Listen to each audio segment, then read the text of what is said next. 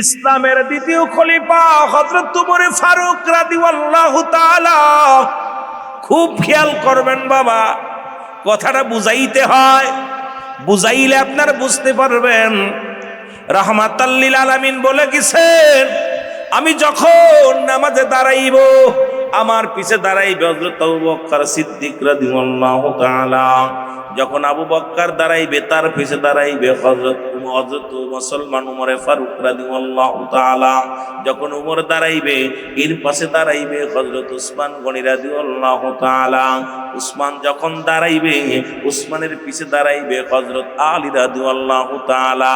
মুসলমান নবীজির যুগ নবীজি ইন্তেকাল করলেন, খুব খেয়াল করবেন বাবারা, আমার কথাগুলো একটু বোঝায় যায়, আপনাদেরকে বলে যায় শাসক উমরের কথাটা বলে যায়, বললে আপনারা বুঝতে পারবেন। এটা বললাম একজন ইমামের কথা, এবার একজন সাহাবীর কথা আমরা আস্তে আস্তে বাস্তবতা নিয়ে আলোচনার মধ্যে ঢুকবো। রব্বুল আলামিন যেন বুঝার তৌফিক দান করে। যেহেতু মিলাদুন নবীর মাহফিল, মুসলিম মিল্লাতের ঈদ হলো কয়টা? কয়টা কয়টা? জোরে কর না, কয়টা? আসতে না জোরে কইবে, কাম সারছে।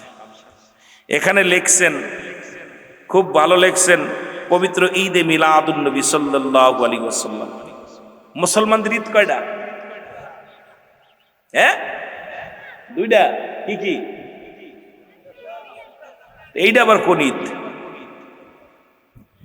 আরে মুসলমান, এখনো মহেশখালীর মানুষেরা ভুলের মধ্যে আছে, বড় কষ্ট হয়, কারণ যে এলাকার মধ্যে নবীর জুলুসের জন্য পাগল, মক্কা মদিনার পরে যদি নবীর আশেক যদি দেখতে হয়, একটু চট্টগ্রামে আসলে নবীর প্রেমিকদের দেখা যায়। কারণ নবীজি বলছে আমার ওফাতের পরে পূর্ব দেশ থেকে একটা দল আগমন করবে, যাদের জবানে থাকবে নারায়ে রিসালাত, নারায়ে তাকবীর, আল্লাহু আকবার, নারায়ে রিসালাত ইয়া রাসূলুল্লাহ। আমার মন বলে বাংলাদেশের পরে আর কোনো মুসলিম কান্ট্রি নাই, আর এই বাংলাদেশের পূর্বাঞ্চলের মানুষ হলো মহেশখালীর মানুষ, কক্সবাজারের মানুষ, চট্টগ্রামের মানুষ। এই জন্য এলাকার মানুষগুলো যত নবী প্রেমিক, বাংলাদেশের অন্য কোন বিভাগের মানুষ এমন পাগল না। কি করে পাগলেরা? আরে ভাই, আপনারা কত ভাগ্যবান জানেন? রাসূল নিজে বলে গেছে, আমি দেখতেছি অচিরেই পূর্ব দেশ থেকে একটা জামাত, একটা দল বাইর হবে, তাদের জবানে থাকবে নারায়ে রিসালাত ইয়া রাসূলুল্লাহ, নারায়ে তাকবীর, আল্লাহু আকবার। এই ধ্বনি দিতে দিতে আমি নবীর রওজা পর্যন্ত আসবে। এই জন্য বাংলাদেশের জুলুসের উপরে, এই চট্টগ্রামের জুলুসের উপরে আর কোনো জুলুস হয় না। সুবহানাল্লাহ বলেন না? এত নবী প্রেমিক, আবাল বৃদ্ধ, কানা কুড়া, ল্যাংড়া লুলা, নারায়ে রিসালাত ইয়া রাসূলুল্লাহ, ঈদে মিলাদুন নবী উদযাপনে যত পাগল চট্টগ্রামের মানুষ, অন্য বিভাগের মানুষ এত পাগল না। ঠিক কি না? আল্লাহ যেন এই কাফেলায় শরীক হওয়ার তৌফিক দান করে। আর জোরে বলেন আমিন। আপনার ভাগ্যবান, কারণ এই পূর্ব দেশ বলতেই বাংলাদেশকে বোঝায়, আর আমার এই দেশের পূর্ব দেশের মানুষ আপনারা। এ মুসলমান, ঈদে মিলাদুন নবী এইটা আবার কোন হালুয়া? আল্লাহ কো মুসলমান শোনো, গভীর মনোযোগ। মুসলিম মিল্লাতের ঈদ হলো পাঁচটা। কয়টা? আমার ওয়াজ তো অনেকেই শুনছেন, তো এখন কইতে পারেন না কয়টা? এক নাম্বার ঈদের নাম হলো ঈদে মিলাদুন নবী সাল্লাল্লাহু আলাইহি ওয়াসাল্লাম। দুই নাম্বার ঈদের নাম হলো ঈদুল ফিতর। তিন নাম্বার ঈদের নাম হলো ঈদুল আযহা। চার নাম্বার ঈদের নাম হলো ইয়াউমুল জুম্মা। পাঁচ নাম্বার ঈদের নাম হলো আরাফাতের ময়দান। জোরে জোরে চিল্লায় বলা যাবে না মারহাবা। কয়টা কয়টা?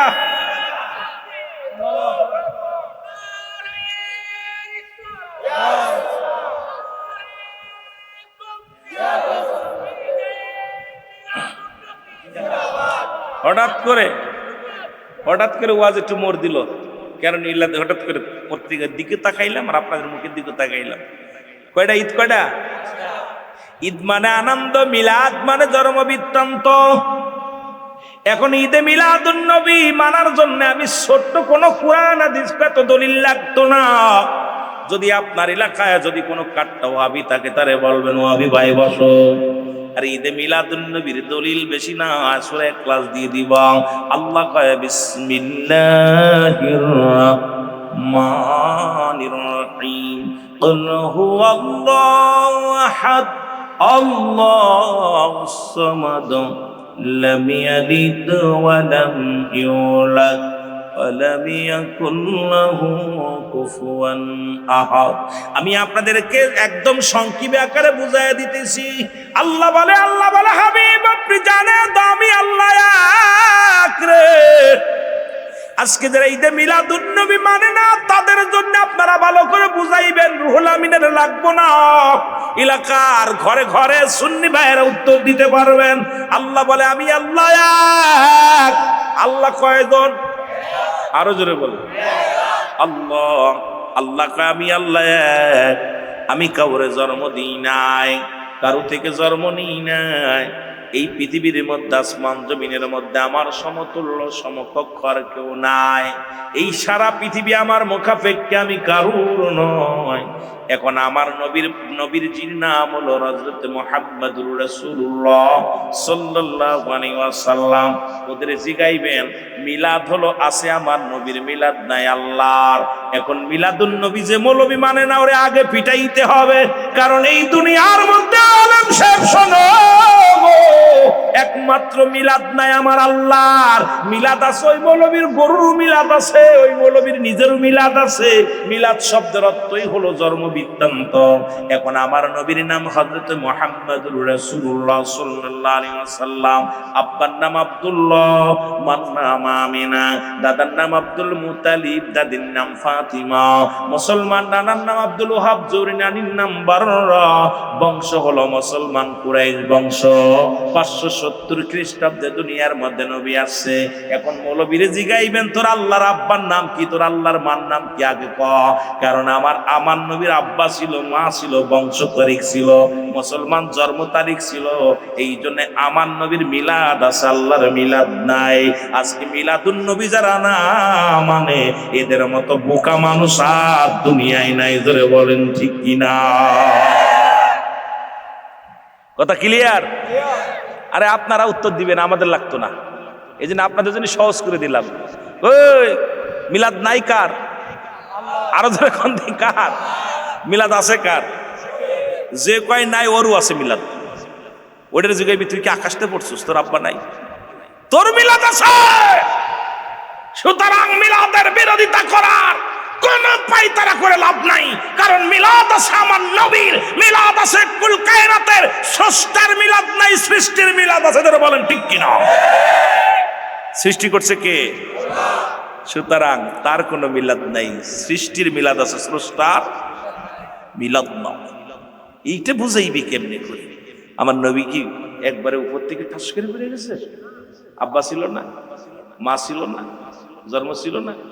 এখন এটাও বুঝলাম, কয় হুজুর এটাও বুঝলাম। এখন ঈদ মানে আনন্দ, কয় হুজুর এইবার আনন্দ। আরে ভাই তোমার একটা পোলা হইলে তুমি খুশি না বেজার? ওহাবিরে জিগাইবে, ওই ওহাবি নবীর মিলাদ পাই আমরা খুশি হই, তোরা বেজার হইস কারণটা কি? কারণ ওই লোকটা লেখাপড়া করে একটা চাকরি পাইছে, ও খুশি না বেজার? বেশি কথার দরকার নাই, মৌলবী সাহেব সুন্দর একটা বউ পাইছে, খুশি না বেজার? আসতে না জোরে হয় না রে, ও মনে হয় বেজার হয়। এরে মুসলমান শুনে নাও, ভালো একটা গাড়ি কিনছে খুশি না বেজার? জমি কিনছে খুশি না বেজার? ভালো ব্যবসা করে খুশি না বেজার? আর আমার নবী আইলে যারা বেজার হয় এর মধ্যে আর বুঝতে বাকি না ওর জন্মের মধ্যে ভেজাল। ধরে বলেন ঠিক কিনা? ওর জন্মের মধ্যে ভেজাল। এই জন্য নবীর চাচার সংখ্যা ছিল 9 জন। খুব খেয়াল করবেন, আমি আপনাদেরকে বুঝা দিয়ে যাই যে তুমি মুসলমান, যেহেতু একটু পিছনের দিকে গেছি, নবীজির চাচার সংখ্যা ছিল 9 জন। এদের মধ্যে মুসলমান 2 জন হলো ইমানদার, একজনের নাম আমিরে হামজা আর একজনের নাম আব্বাস। অনেক দাড়িওয়ালা নবীর বিরোধিতা করবে, টুপিওয়ালা নবীর বিরোধিতা করবে, পাগড়িওয়ালা নবীর বিরোধিতা করবে। এই চট্টগ্রামে অসংখ্য মুসলমান হাটাজারির জমিনের মধ্যে অনেকে আছে তারা নবীর সঙ্গে দুশ্মনী করবে, করার পিছনে একটাই কারণ দেখলাম, এই নবীর চাচারাও ঈমান পায় নাই। নবীর দুজন চাচা ঈমান আনছে, একজনের নাম আমির হামজা আর একজনের নাম আব্বাস, বাকি 7 জনই দুশ্মনে রাসূল ছিল, নবীকে মানতে পারে নাই। মহেশখালীর বাবারা, নবীর চাচা হইয়াও নবীরে চিনতে পারে নাই। নবীর ফুপুর সংখ্যা ছিল 6 জন, এদের মধ্যে ঈমানদার হলো 2 জন, একজনের নাম হযরত সুফিয়া আর একজনের নাম হযরত ওমর, বাকি 4 জনই নবীরে চিনতে পারে নাই। ওই 4 আর 7 11 জন দুশ্মনে রাসূল ছিল, 7 জন ছিল ঈমানদার, 11 জন হলো বেঈমান। এই জন্য চট্টগ্রামের জমিনে হাফ আছে সুন্নি, হাফ আছে বাতিল। কথা কয় না, কথা কয় না, বুঝিনি না, কথা হইয়ে না। অনেকে দাড়িওয়ালা টুপিওয়ালা নবীর কথা শুনলে কষ্ট হয়, কষ্ট পাবে না কেন? শোনেন না, রাসূলের চাচা ছিল কয়জন? কথা কয় না রে, আমার কথা বোঝেন? ভাষা বুঝতেছেন তো? খুশি হইলাম। না বুঝলে তো বিপদ, কারণ অত দূর থেকে বক্তা বাড়া করে আইনা যদি বক্তার কথা না বুঝি, ইয়েস নো ভেরি গুড, তাহলে বিপদ না। এই জন্য আমিও চাচ্ছি বাংলা ভাষা একদম শুদ্ধ বাংলায় কথা বলার জন্য, যাতে করে আপনাদের বুঝতে ভালো হয়। আমার বাবারা, 9 জন চাচার মধ্যে 2 জন ঈমানদার, বাকি 7 জনই কয় ও আমাদের বেটা মুহাম্মদ, ও আমাদের আব্দুল্লাহর বেটা মুহাম্মদ, ও নবী হইল কেমনে? ও নবী মানা যাবে না, মানতে পারে নাই তারা। আবার নবীর ফুফু ছিল 6 জন, এদের মধ্যে 4 জনই কয় আব্দুল্লাহর বেটা মুহাম্মদ, ওর বাপ নাই, ও নবী ভাই কেমনে? কথা বলে আব্দুল্লাহ ইবনে ওহাবের গোষ্ঠী যারা, নজরের গোষ্ঠী যারা, জীবন ওই গোষ্ঠী যারা জীবনও নবী মানবে না। জোরে বলেন ঠিক কিনা? এদেরকে আপনি যতই কুরামিন দেন আর যতই বুঝান, সুতরাং ইমানের মাপকাঠি কঠিন। এই মানটা দাড়ি টুপি থাকলেই নবীরে মানবে, জুব্বা থাকলেই নবীরে মানবে, বড় পাগড়িওয়ালা হলেই নবীরে মানবে না। এই যে আশেকে রাসূল যারা নবীর কথা শুনলেই কলিজা ঠান্ডা হয়ে যায়, তাদের অন্তর কুশুদ্ধি হয়ে যায়, এদের আওয়াজ বেড়ে যায়, এদের শক্তি বেড়ে যায়। জোরে বলেন ঠিক কিনা? আরো জোরে বলেন ঠিক কিনা? এই যে মহেশখালীর আমি প্রথমে আসার পর দেখছি রাসূলের কথা শোনা পরে দেখছি আপনাদের স্পিরিট বাড়ছে, কারণ এইরকম আবার এই জামানার মধ্যে আছে আশপাশে অসংখ্য তারা নবী মানতে রাজি না, নবী মানতে রাজি না।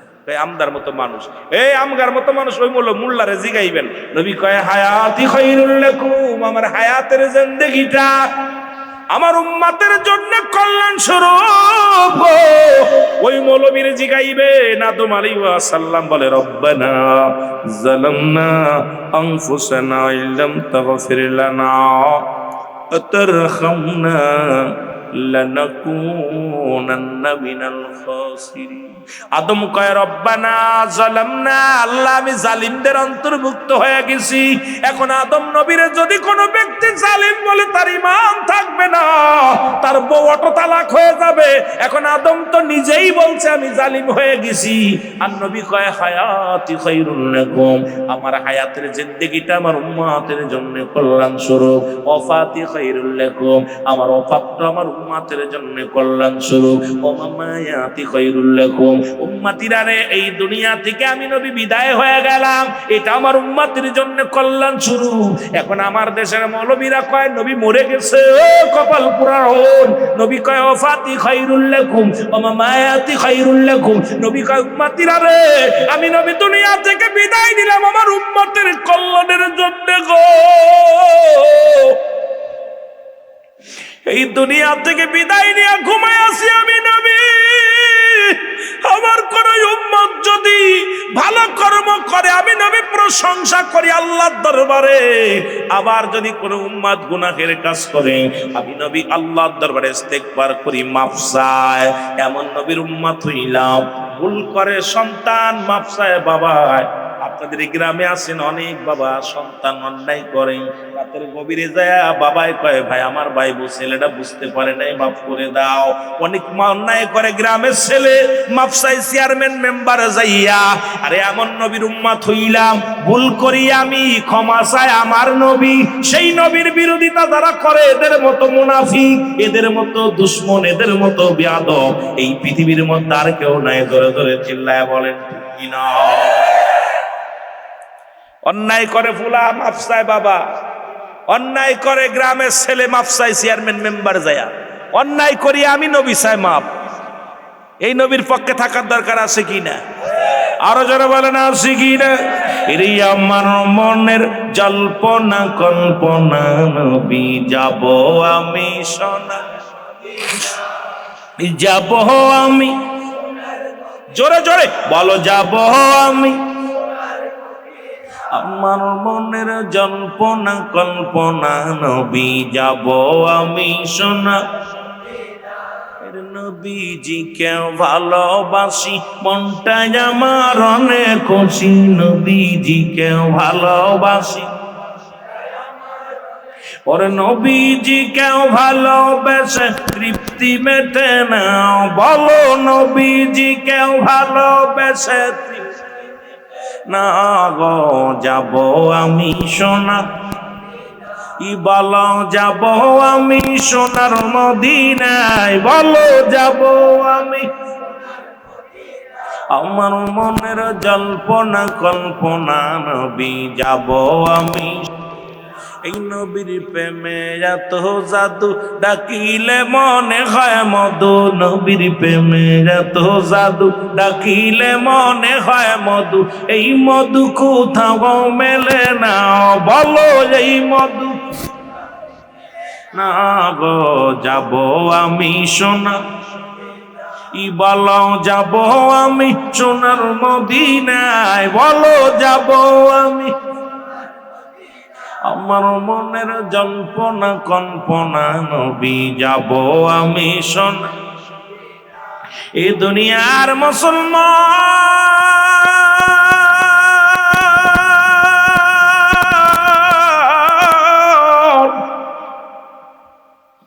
বলতেছিলাম ইসলামের দ্বিতীয় খলিফা হযরত ওমর ফারুক রাদিয়াল্লাহু তাআলা মনে আছে এই কথা বলতে যায় একটু পিছনে এর দিকে চলে আইলাম আজকে আপনাদের পোস্টারের মধ্যে যে ওয়াজ আছে এই ওয়াজ করলে তো রাত শেষ হয়ে যাবে মুসলমান একইদে মিলাদুন নবী দুই হলো হযরত হুসাইন রাদিয়াল্লাহু তাআলা সংগঠন এই দুইটা বিষয় নিয়ে যদি আলোচনা করি রে রাত শেষ হয়ে যাবে আমার মতো গুনাহগারের আলোচনা শেষ হবে না সুন্দর নামগুলো দিয়েছেন এলাকার কত কবরবাসী কবরে ঘুমায় আছেন হযরত ওমরের জামানায় একজন রাখাল খুব খেয়াল করবেন বাবা একজন রাখাল প্রতিদিন মাঠে মেশে চড়ায় আর এমন বুজুর্গ মানুষ আল্লাহ জিকির করে খুব বুজুর্গ মানুষ মনে বড় স্বপ্ন জীবনে মুসলমান দুইটা প্রতিজ্ঞা করেছে দুইটা চাইছে আল্লাহর কাছে জীবনে নামাজ পড়িয়া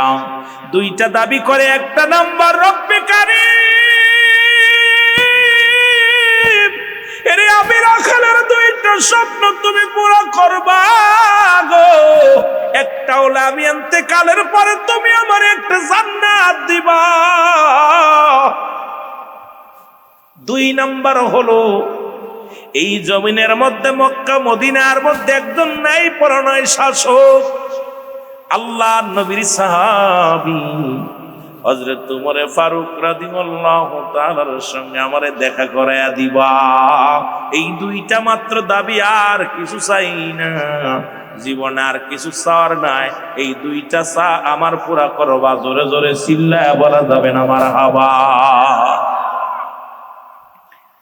চাইছে কি কি দেখছেন একটা হলো নামাজ পাঁচ ওয়াক্ত সালাত আদায় করে সব বুজুর্গ পানা খুব আমল করে জীবনে চা হলো আল্লাহ আমি ইন্তেকালের পরে যেন আমার একটা জান্নাত দাও কি দিবে জোরে বলেন না কি দিব জান্নাত আর একটা হলো এই জামানার খলিফা হযরত ওমর ফারুকের সঙ্গে সাক্ষাৎ করায় এই দুইটা দাবি প্রতিদিন এ মুসলমান ওই তায়েব থেকে রে ওই প্রতিদিন রাখাল প্রতি জুম্মার নামাজ আদায়ের জন্য আল্লাহ নবীর মসজিদের নবীর মধ্যে চলে যায় কিন্তু যাইয়া যখন উমরকে দেখার জন্য বড় সাধনা করে কিন্তু যা দেখে রে বড় দামি মানুষ টাকাওয়ালা মানুষ সুন্দর সুন্দর কাপড় গায়ের মধ্যে আর রাখালের গায়ে সিরাযুক্ত কাপড় গরিব মানুষ কেমনে যাবে দেখা করা সম্ভব নয় চোখের পানি ছেড়ে কান্দার বলে আল্লাহ তুমি আমার গরিব বানাইলা এই কারণে হযরত উমরের সঙ্গে সাক্ষাৎ হলো না। কারণ কত কোটিপতি, কত টাকাওয়ালা, দামি কাপড়ওয়ালা ওই মসজিদ নববীর মধ্যে প্রথম কাতারে দাঁড়ায়, হযরত উমরের সঙ্গে কোলাকুলি করে, হযরত উমরের সঙ্গে সাক্ষাৎ হয়। আমি গরিব মানুষ হওয়ার কারণে হযরত উমরের সঙ্গে আমার সাক্ষাৎ হলো না। রব্বে কারীম, তবে আর একটা স্বপ্ন আমার জন্য, ইন্তেকালের পরে আমি কিচ্ছু চাই না, দুনিয়ার বাড়ি চাই না, গাড়ি চাই না, দুনিয়ার মধ্যে ভালো টাকা চাই না, ভালো পড়তে চাই না, খাইতে চাই না। আমার যেভাবে দুনিয়ার মধ্যে আমি যতদিন বেঁচে থাকি রে ও আমার আল্লাহ, আমি যেন ইন্তেকালের পরে তোমার জান্নাত পাই। তুমি তো মুমিনদের জন্য প্রস্তুতি করে রাখছো।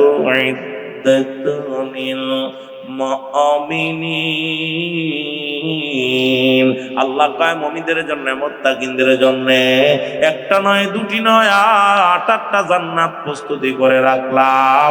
জোরে জোরে চিল্লায় বলা যাবে না মারহাবা। আমার কথা না, আল্লাহর কথা। প্রস্তুতি করে রাখছে মুমিনদের জন্য কয়টা জান্নাত? কিনা কিনা যাবেন? এত দেরি লাগে? যাবেন না? হাত উঠান না।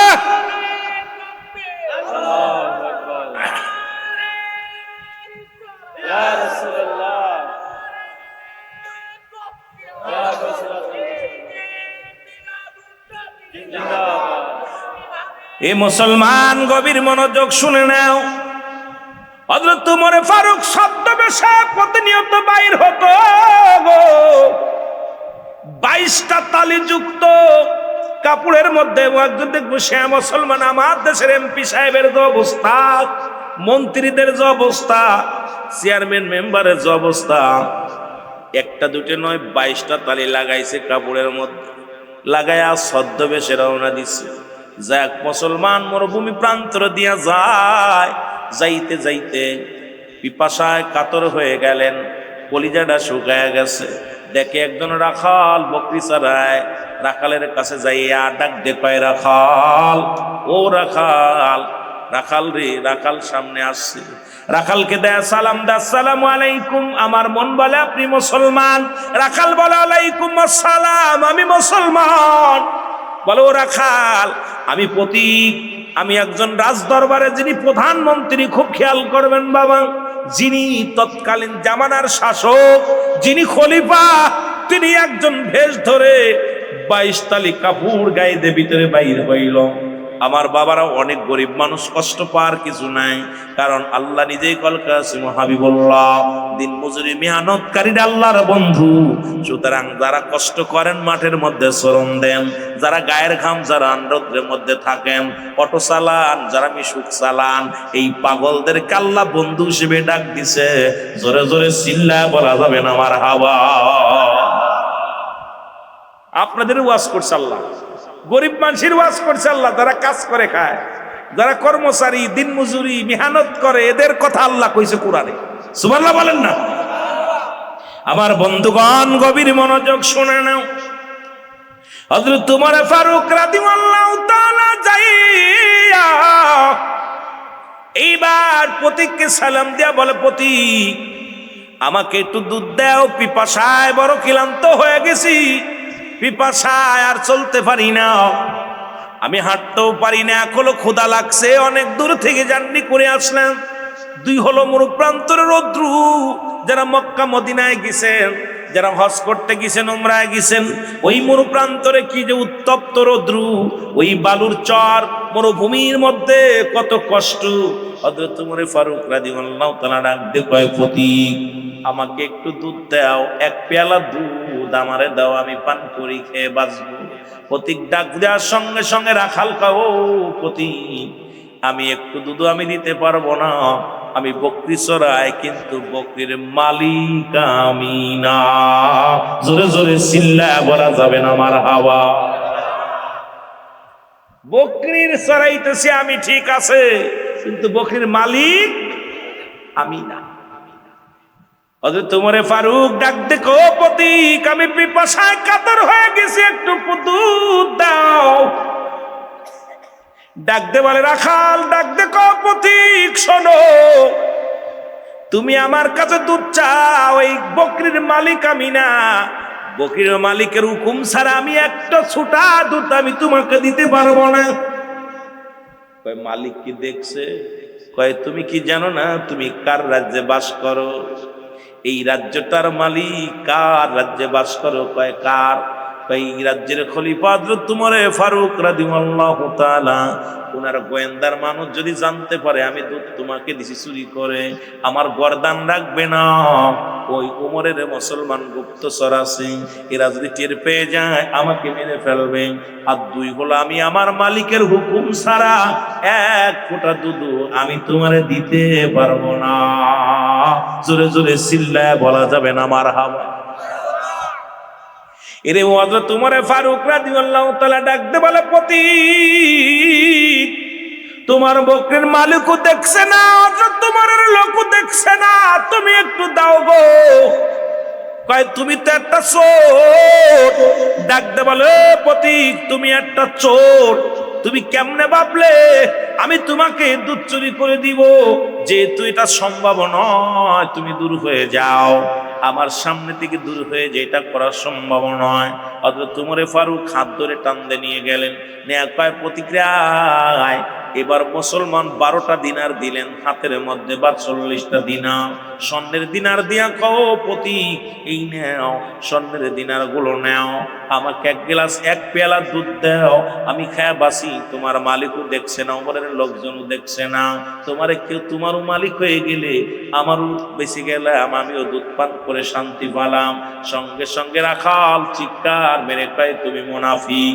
ডাকতে কয়, পথিক তুমি একটা মুনাফিক, কারণ তুমি কি জানো না, আরে উমর না দেখলো, উমরের গুপ্তচর না দেখলো, আমার বকরির মালিক না দেখলো, আমার আল্লাহ দেখে গো।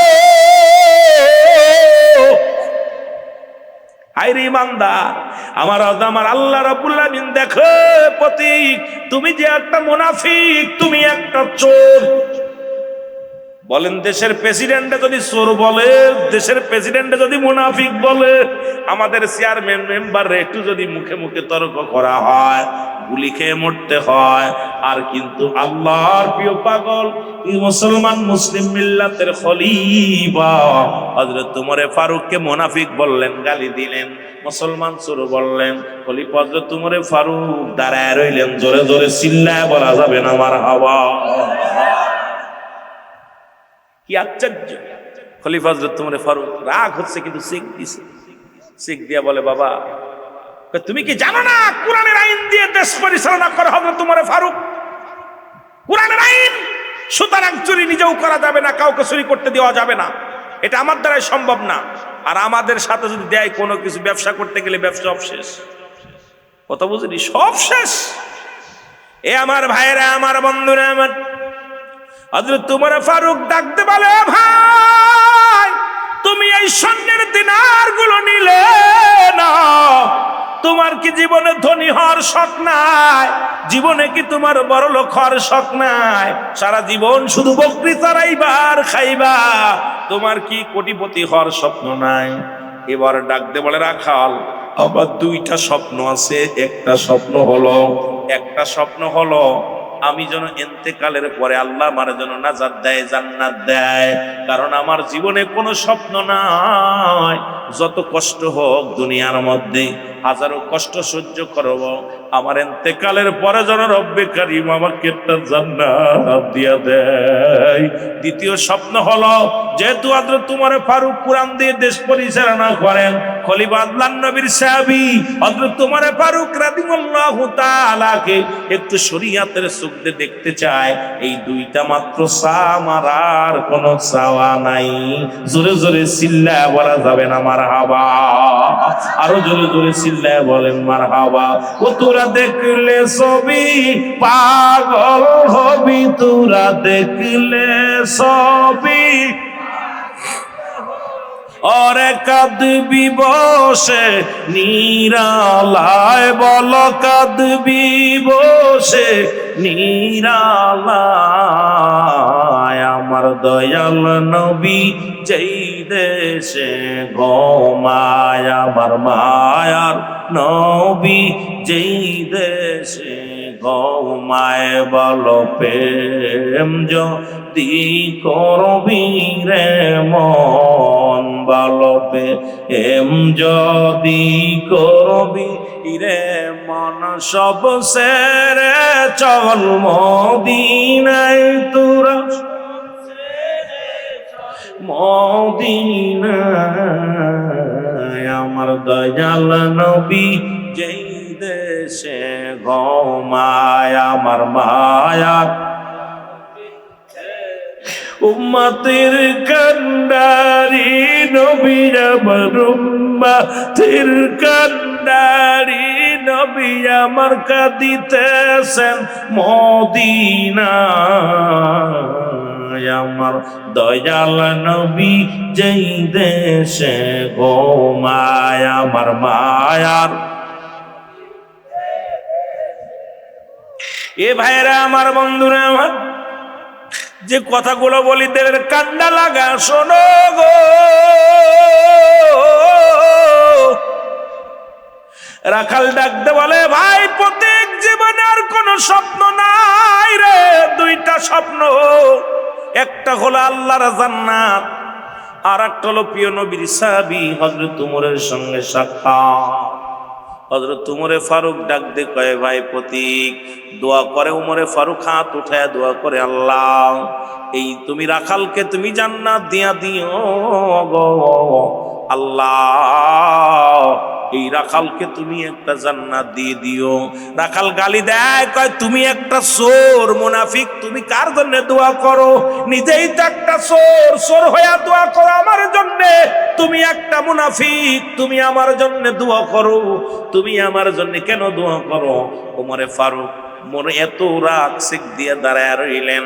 দ্বিতীয়বার বললেন, ভাই আপনি জান্নাত চাইছেন, তাই তো আপনার জন্য দোয়া করলাম। দ্বিতীয় হলো, আপনি চাইছেন উমরের সঙ্গে দেখা করতে, আগামীকাল ফজরের নামাজটা জামাতে পড়বেন মসজিদে নববীর মধ্যে। আপনি তো জানেন না ওই মসজিদে নববীর মধ্যে ফজরের নামাজের ইমামতি করবে হযরত উমরে ফারুক। আপনি সামনের কাতারে যে দাঁড়ায় যাবেন, হযরত উমরের সঙ্গে সাক্ষাৎ হয়ে যাবে। জোরে বলেন মারহাবা। আর একটু জোরে বলো মারহাবা। প্রতীক বাড়ি গেলেন, বাড়ি যাইয়া মাগরিবের নামাজ আদায় করলেন, ঈশার নামাজ আদায় করলেন। আদায় করিয়া কেন যেন মনের ভিতর আনচান শুরু হয়ে গেল, আহারে ওই লোকটা আমাকে মদিনায় যাইতে বলল রে, আমি যাব, আজকে যাব, যায় সামনের কাতারে দাঁড়াইব। ওই সিরাযুক্ত কাপড় গায়ে দিয়া রাখাল চলে গেলেন মসজিদের মধ্যে। মুসলমান শুনে নাও, এবার মসজিদ নববীর মধ্যে যাইয়া দেখে রে হযরত ইমাম বরাবর একজন বসে আছে। উনি আর কেউ নয়, ইমামের পিছে বসে থাকবে, ওখানে বসে আছে হযরত উসমান গনি রাদিয়াল্লাহু তাআলা। উসমান গনির পাশে যে দাঁড়াইলেন, দেখতে পাইলেন ওই মসজিদের মধ্যে, চিন্তা করে হাঁটতে হাঁটতে ক্ষুধা লেগে গেছে, হাঁটতে হাঁটতে ক্ষুধার্ত অবস্থায় ক্লান্ত দেহটা নিয়ে চিন্তা করে, আল্লাহ কোথায় একটু রেস্ট নিব, কোথায় একটু শান্তিতে ঘুমাইব। ও মুসলমান শুনে নাও, খুঁজতে খুঁজতে একটা মসজিদ পাইলেন, আল্লাহর ঘর। কার মসজিদ? কার? আমরা কার? এই জমিন কার? এই মসজিদ খানা পাইলেন। এই মসজিদের মধ্যে উনি কি করলেন? নামাজ আদায় করলেন, ঈশার সালাত আদায় করলেন।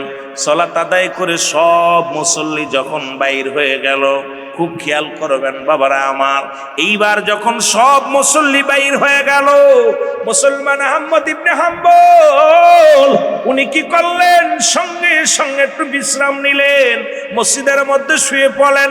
শুয়ে চিন্তা করে, আল্লাহ তোমার ঘরের মধ্যে ইবাদত করলাম, তোমার সিজদা দিলাম, মাথা লুটাইয়া তোমার দরবারে আল্লাহ সিজদা দিলাম। ও রব্বি কারীম, এই রাতটুকু আজকে মসজিদের মধ্যে কাটায় যাব, বাইরে আমি কোথায় যাব? বাইরে তো যার জায়গাও নাই, আমিও তোমার, আল্লাহর ঘরও তোমার, এই ঘরের মধ্যে রাতটুকু কাটায় যাব। উনি বিশ্রাম নিতে লাগলেন। মুসল্লিরা যখন বাইর হয়ে গেলেন, খাদেম সাবাইয়া দেখে রে মসজিদের ভিতরে ভিতরে একটা লোক শুয়ে আছে। ধমক দিয়ে বলে, ওই লোক তুমি মসজিদের ভিতরে শুয়ে আছো কেন? বলে, আমি একটু বিশ্রাম নিব, রাতটুকু কাটায় যাব, ফজরে আজান বলে এখান থেকে বাইর হয়ে চলে যাব। খাদেম বলে, এখানে কি বিশ্রামের জায়গা? এখানে কি ঘর? এখানে কি ও যুবক, এখানে কি তোমার জন্য বালাখানা করা হয়েছে? মসজিদ থেকে বাইর হ। মসজিদ থেকে বাইর হতে চাই না।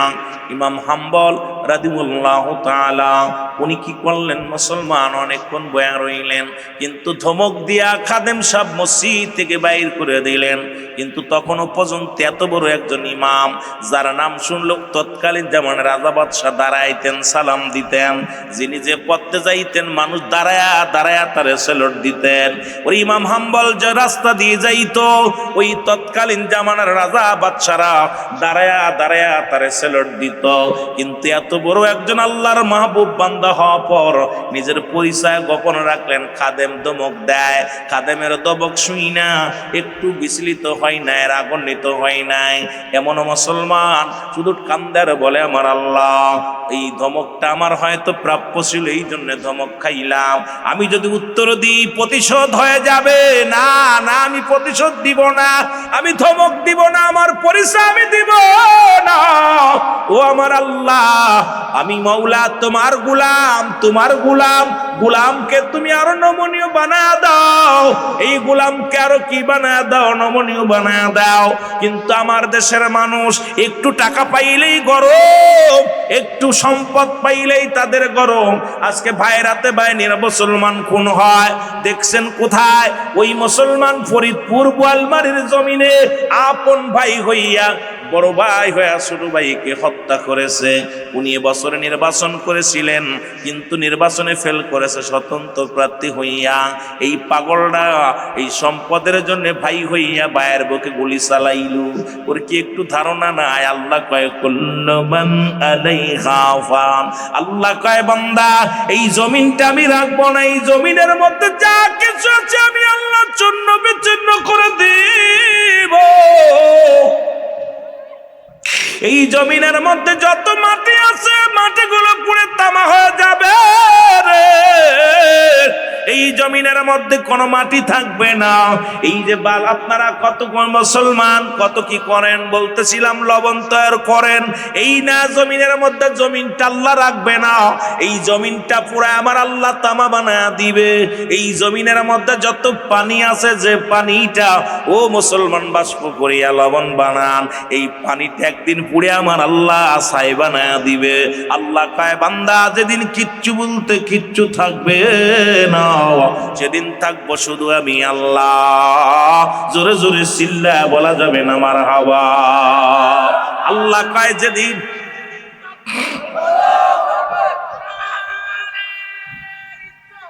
ইয়া রাসূলুল্লাহ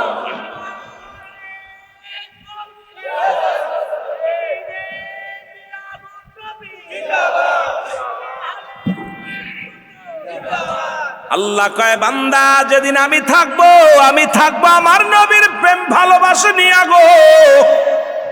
সবচেয়ে মজার বিষয়, সুন্নি হইয়া জন্ম নিলাম, সুন্নির ঘরে জন্ম নিলাম। আল্লাহ কয়, যেদিন কিচ্ছু থাকবে না, থাকবো শুধু আমি থাকবো আমার রাসূলের ভালোবাসা নিয়া। আমরাও থাকতে চাই রাসূলের ভালোবাসা নিয়া। জোরে বলেন ঠিক কিনা? মদিনা যাইতে পারলাম না, মদিনা।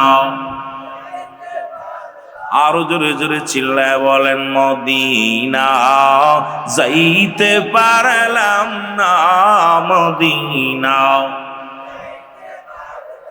আমি অসহায় তাই এত দূরে রই, বলো অসহায় তাই এত দূরে রই, দূর থেকে সালাম জানাই, বলো দূর থেকে জানাই। মদিনা যাইতে পারলাম না, মদিনা। মদিনার নাম কত সুন্দর,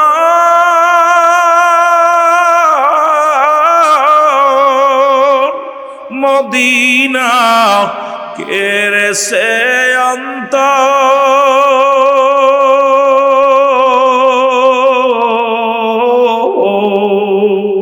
ওই মদিনার পথের দুলি, ওই মদিনার পথের দুলি মাখতে পারলাম না মদিনা। হায় হায় বলো মদিনা যাইতে পারলাম না মদিনা।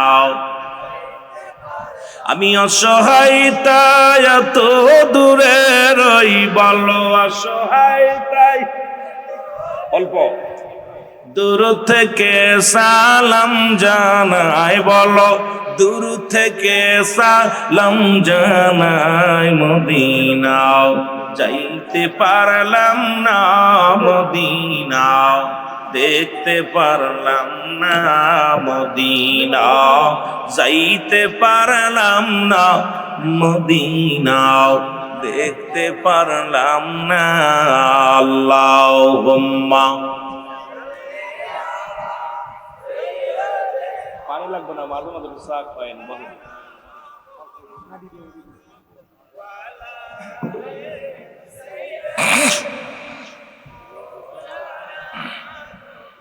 এ দুনিয়ার মুসলমান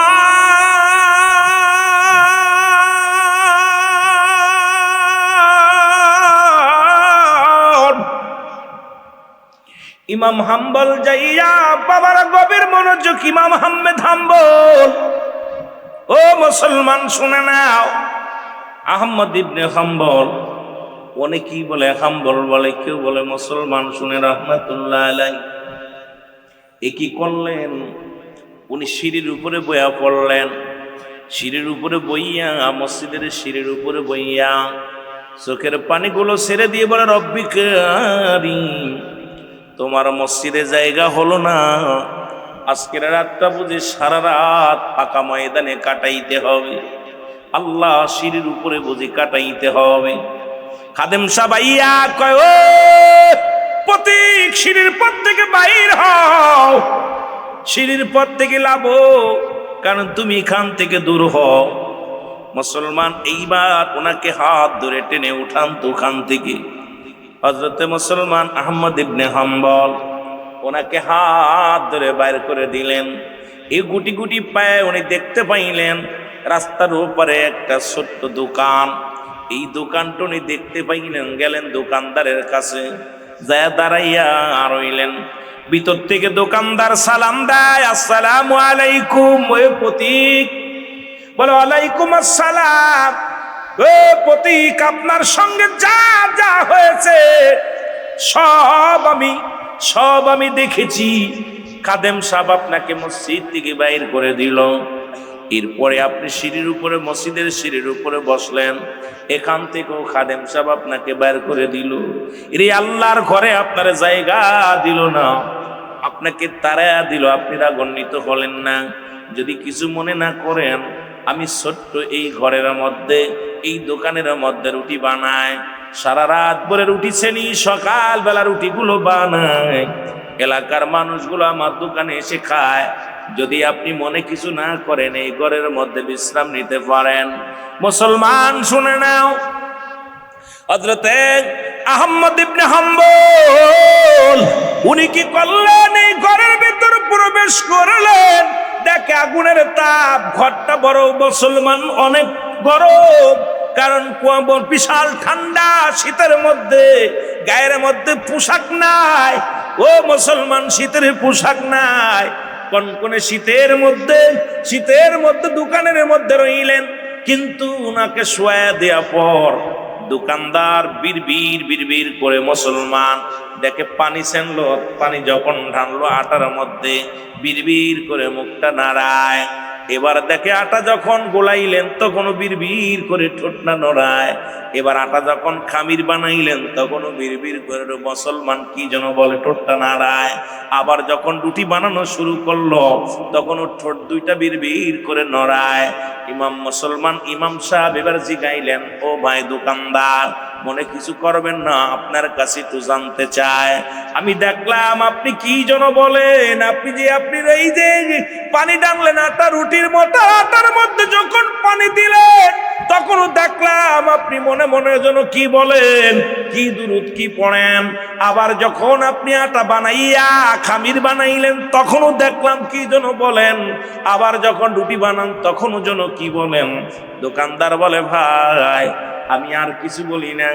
ও ভাই শুনে নাও, যখন আমি আটাগুলো একটা পাতিলের মধ্যে থুইয়া যখন পানি দিই তখন আমি ইস্তেগফার করি, লা হাওলা লা কুওয়াতা ইল্লা বিল্লাহ, আস্তাগফিরুল্লাহ আস্তাগফিরুল্লাহ আস্তাগফিরুল্লাহ। যখন আমি পানি দিলাম তখন বললাম আস্তাগফিরুল্লাহ, যখন আমি যখন খামিরগুলো বললাম আস্তাগফিরুল্লাহ, যখন আমি রুটি বানাইলাম তখন বললাম আস্তাগফিরুল্লাহ।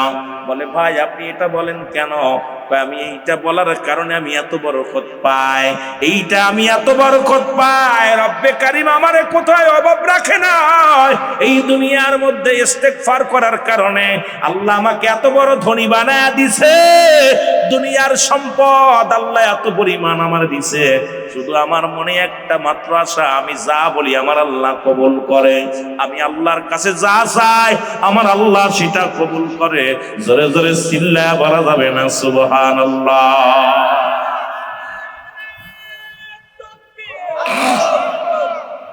আমার ভাইরা গভীর মনোযোগ। আমি ইমাম হাম্বল বলতেছে, বাবা কি কয়? হুজুর আপনি মুরব্বী মানুষ, কি বলবো? আমি এইটা করার কারণে আমি আল্লাহর কাছে যখন যে দোয়া করি সেই দোয়া আল্লাহ কবুল করে নেয়। আমি যা চাই তাই পাই, সবকিছু আমি পাইয়া যাই। তবে জীবনে বড় একটা স্বপ্ন, দুইটা স্বপ্ন গো। এই যে ইস্তেগফার করার কারণে, আস্তাগফিরুল্লাহ পড়ার কারণে আমার আল্লাহ সম্পদ দিছে, যা চাইস নাই দেয়। তবে একটা জিনিস আমি পাই না, সেই জিনিসটা হলো মুসলমান শুনে নাও। এই বাগদাদ নগরের মধ্যে, এই জমিনের মধ্যে একজন ইমাম আছে। বড় শখ জীবনে তাকে একটু দুনয়নে দেখব, আমার বড় শখ। ইমাম মুসলমান শুনে নাও, আহমদ ইবনে হাম্বলকে একটু দুনিয়ার মধ্যে দেখার বড় স্বপ্ন। উনি বর্তমান যুগের বড় আলেম, বড় আল্লাহওয়ালা। আমার বড় শখ আছে তাকে একটু দেখার। জোরে জোরে চিল্লায়া বলা যাবে না মারহাবা। হুজুর আমার আল্লাহ সব আশা পুরা করছে ইস্তেগফার করার কারণে, কিন্তু একটা আশা পুরা করে নাই। কোন আশাটা? সেটা আমি ইমাম আহমদ ইবনে হাম্বলকে দেখি নাই। বড় শখ তাকে একটু দেখা, বড় স্বপ্ন। আল্লাহর কাছে বারবার দোয়া করি। আমি যখনই নামাজে দাঁড়ায় যাই, যখনই আমি আল্লাহর দরবারে ইস্তেগফার করে ডাক দেই, বলি রব্বে কারীম, ও রব্বে কারীম গো, তখনই আমার আল্লাহ কবুল করে। কিন্তু জীবনে একটা মাত্র আশা, আমি আমলের কোনো ত্রুটি রাখি নাই, নামাজও সারি নাই, রোজাও সারি নাই। জীবনে আমি সব কর্ম করি, যা চাই তাই পাই, কিন্তু একমাত্র আশা মনে রেখে গেলাম। কারণ উনিও এই জায়গায় আসবে না, উনিও বাগদাদ নগরে আইব না, আমিও ওই জায়গায় মুসলমানকে যাইতে পারবো না। কারণ আমার সঙ্গে মনে হয় জীবনে দেখা হবে না। মরার আগে যদি একবার তারে পাইতাম, নয়নটা ভরে দেখতাম, এমন একজন আল্লাহর মাহবুব বান্দা, এমন একজন দিন দরদি বান্দাকে আমি দেখতাম। এই কথা শোনা পর মুসলমান শুনে নাও, হযরতে মুসলমান আহমদ ইবনে হাম্বল চোখের পানিগুলো দরদর করে ছেড়ে দিছে। চোখের পানিগুলো ছেড়ে দিয়ে বলে, দোকানদার ভাই, রুটিওয়ালা ভাই। রুটিওয়ালা বলে, প্রতীক তুমি কেন কান্দো? তুমি কেন কান্দো?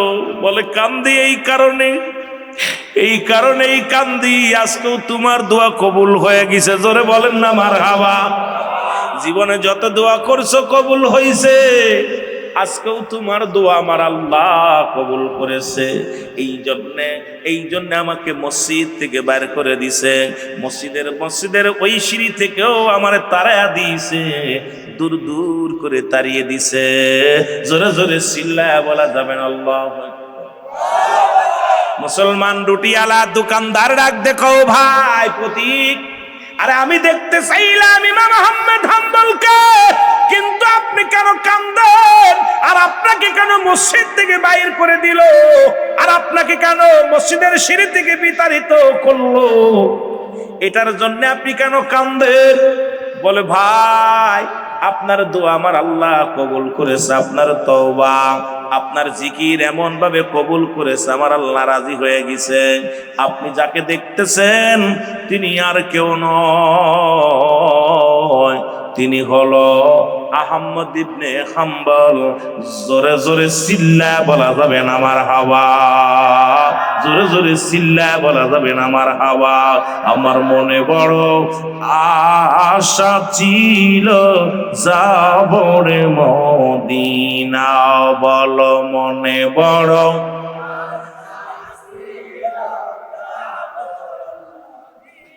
এর মক্কাওয়ালা মদিনাওয়ালা, মক্কাওয়ালা মদিনাওয়ালা, আমায় তুমি দেখা দাও। আমার মনে বড় আশা ছিল যাব রে মদিনায়, বলো মনে বড়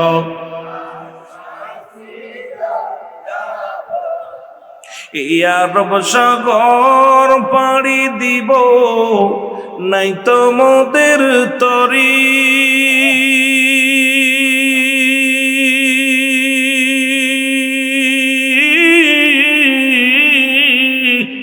পাখা নয় তো উড়ে যাব ডানাতে ভর করি, ওরে আশায় আছে সম্বল নাই, আশায় ওর করি কি উপায়। আমার মনে বড় আশা ছিল যাব মদিনায়, বলো মনে বড়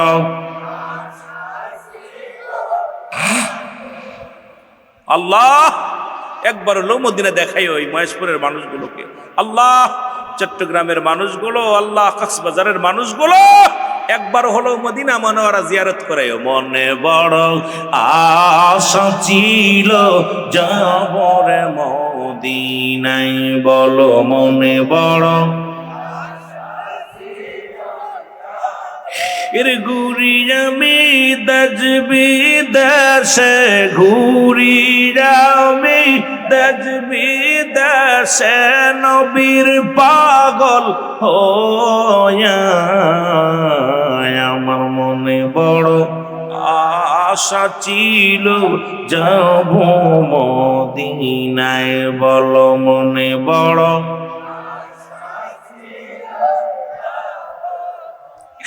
সালাম আমি করব গিয়া, সালাম আমি করব গিয়া নবীজির রাজা। আমার মনে বড়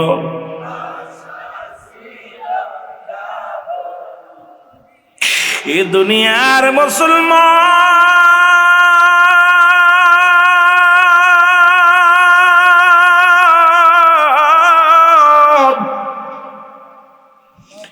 এবার দোকানদার চোখের পানি ছেড়ে কান্দের, বলে রব্বে কারীম,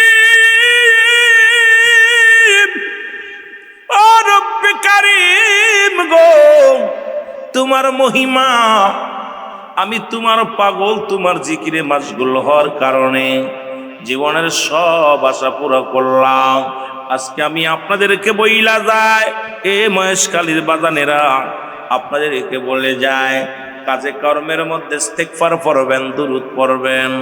এমনও হতে পারে জীবনে যা চাইবেন আল্লাহ তাআলা দয়া করিয়া দেখায়া দিবেন, পুরা করে দিবেন। একবার যদি এই জিকিরে মাশগুল হয়ে যান, একবার যদি তওবা যদি কবুল হয়ে যায়, আপনার কপাল খুলে যাবে রে মুসলমান, শুনে নেন। এই জন্য আমি আপনাদেরকে কথাগুলো বলে যাই, মুসলমান শুনে লাও। কারণ মানুষের দুইটা টাইমে মরণ হয়, একটা হলো রাতের বেলা, একটা হলো দিনের বেলা। ও মুসলমান, পৃথিবীর মধ্যে আসার একটা সিরিয়াল আছে যার কোনো সিরিয়াল নাই। দেখা যায় বাবা জিন্দা, সন্তান দুনিয়ার মধ্যে নাই, সন্তান জিন্দা, বাবা দুনিয়ার মধ্যে নাই। দাদার কাঁধে নাতির লাশ, নাতির কাঁধে দাদার লাশ। এমন আসেন এখানে দেখা যায় বাবা দুনিয়া থেকে বিদায় হয়ে গেছে, অনেকেই সন্তানকে বিদায় করে দিয়েছেন, অনেকের দাদা বেঁচে আছে, কলিজার টুকরা সন্তান নাই। আজকের মাহফিল থেকে চোখের পানি ছেড়ে কানবো, আল্লাহ আমাদের সন্তান আদিদেরকে আল্লাহ দ্বারা নিয়ে গেছো, আল্লাহ দাদা দাদিদেরকে যে নিয়ে গেছো আল্লাহ, আজকের মাহফিলের খাতিরে তাদের জোরে বলেন মারহাবা। ঠিক একই রকমের বাবারা আমার গভীর মনোযোগ দিতাল দাঁড়ায়া সুন্নাতের হুকুম হয়ে গেল, আযান হয়ে গেল, আসসালাতু খায়রুম মিনান নাওম, ঘুম থেকে নামাজ উত্তম। নামাজের জন্য মুসলমান উসমান গনি হুকুম দিলেন, তোমরা সবাই সুন্নাত পড়ো। সুন্নাত নামাজ শেষ করলো, শেষ করিয়া উসমান গনি রাদিয়াল্লাহু তাআলার পাশে বইয়া ওই সিরাজুক্ত কাপড়ওয়ালা বসে আছে। উসমান গনি রাদিয়াল্লাহু তাআলা কয়, ভাই আমি তো তোমারে চিনলাম না, জীবনে তো তোমারে মসজিদেই সামনের কাতারে দেখি নাই, আজকে কেন আসছো এখানে, তোমার বাড়ি কই? রাখাল কয়, হুজুর আমি জানি আমি গরিব মানুষ, আমি এখানে আসার যোগ্য নয়, কারণ এই কাতারে সব দামি মানুষ দাঁড়ায়, বড় লোক মানুষ দাঁড়ায়। নবী মুসলমান শুনে নাও, বড় বড় সাহাবীরা দাঁড়ায়, এখানে আমি দাঁড়াইছি, আজকের দিনটা আমাকে একটু দাঁড়াতে দেন। আজকে উমর আসবে, নামাজ এখন নামাজ পড়াইবে কে? হযরত উসমান গনি রাদিয়াল্লাহু তাআলা কয়, ও প্রতীক শোনো, এখন নামাজ পড়াইবি, ফজরের নামাজের ইমামতি করবে ইসলামের দ্বিতীয় খলিফা হযরত উমর ফারুক রাদিয়াল্লাহু তাআলা। বলে, ভাই আমাকে একটু সুযোগ দেন, আমি আজ বাদে আর কোনোদিন আমি সামনের কাতারে আসবো না, আমি একটু হযরত উমর ফারুককে দু নয়ন ভরে দেখবো। জোরে জোরে চিল্লায় বলা যাবে না মারহাবা।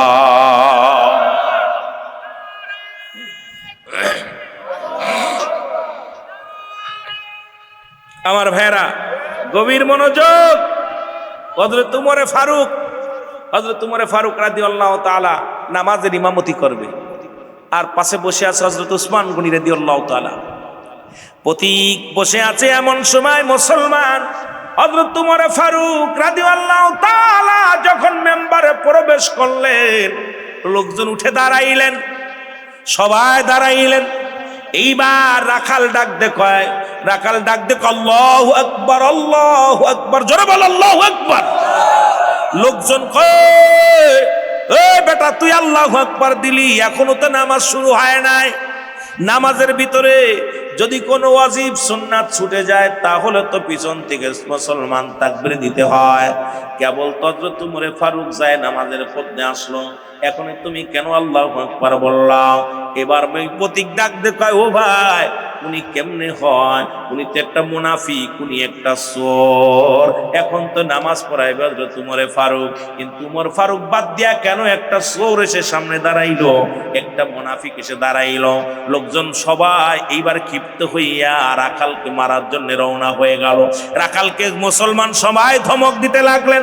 উমর ফারুক বলে, সবাই নীরবতা পালন করো, একটা কথা হবে না, নামাজ শেষে আমি ফয়সালা দিব, একটু ধৈর্য ধরো, সবাই নামাজে দাঁড়াও। সবাই নীরব থাকলেন, কিন্তু রাখাল তো গালি দেওয়া শুরু করলো। রাখালকে, এটা সুর, এটা সেই বাটপার, এটা তো মুনাফিকের পাশে কেমনে নামাজ পড়বো? এইটাই তো আমার সাথে দেখা হয়েছিল, দুধ চুরি করে দিতে হয়েছিল, দুধ চুরি করে দিতে বলছিল, সেই লোকটা হলো এই। এটা তোমার ফারুক, নামাজ শেষ হয়ে গেল। হযরত তোমার ফারুক ডাকতে বলে, উপস্থিত মুসল্লিরা শোনো গো, আমি গতকাল আমি গিয়েছিলাম ছদ্মবেশে গিয়েছিলাম মহল্লার মধ্যে, এই প্রতীকের সঙ্গে আমার দেখা হয়। আমি যদি না দেখতাম বুঝতে পারি নাই একজন সাধারণ রাখাল যে আমার আল্লাহরে ভয় পায়। একজন সাধারণ একজন রাখাল, সে হযরত উমর ফারুককে ভয় পায়। কোরআনের আইন মানে, কোরআনের আইন বোঝার জন্য এই কোরআন কবু মাননা করে নাই। হযরত উমরকে কত ভয় পায়, আমি যদি প্রজাতির মধ্যে না যাইতাম এটা দেখতে পারতাম না। সুতরাং ভাই তুমি আমারে যা বলছো ঠিকই বলেছো ভাই। তুমি একজন সাধারণ মানুষ হইয়া তুমি তোমার মালিকের হক নষ্ট করো না ভাই। তুমি একজন প্রতিনিধি, তোমাকে আমি স্যালুট জানাই। বুকের সঙ্গে টান দিলেন, টানতে নেওয়া পরে লোকটার সঙ্গে সঙ্গে বেহুশ হয়ে পড়ে গেলেন। এবার উঠা পর হযরত উমরটাকে সান্ত্বনা দিলেন। আর হযরত উমরে ফারুক ডাক দেখায়, ও ভাই রাখাল রে, আমি তোমাকে অনুরোধ করলাম, এই মানা যখন তুমি নামাজে দাঁড়াইবে, কোন রাজা, কোন মন্ত্রী, কোন এমপির জন্য কোন নির্ধারিত কোন জায়গা নয়, একমাত্র ইমামের জায়গাটা নির্ধারিত থাকবে। ও রাখাল, তুমি প্রতিদিন আসবা, প্রতিদিন তুমি আমার পিছনে নামাজ আদায় করবা। কেউ তোমাকে বাধা দিবে না, কেউ তোমাকে বারণ করবে না। কারণ এই নামাজে রব্বে কারীমের সঙ্গে যখন মিলন হয়, পৃথিবীর কোন ধনী নয়, দুনিয়ার কোন বাদশা নাই, দুনিয়ার কোন ফকির নয়, সবাই সমান, সবাই সমান। জোরে জোরে চিল্লায় বলা যাবে না মারহাবা। আল্লাহর কাছে চাইলে আল্লাহ দেয় কি দেয় না? আর আমাদের দেশে এখন মসজিদে দেখবেন যায় নামাজ খালি বিছানে, ওইটা মোল্লার যায় নামাজ, ওইটা হাজী সাহেবের যায় নামাজ, ওইটা কারি সাহেবের যায় নামাজ।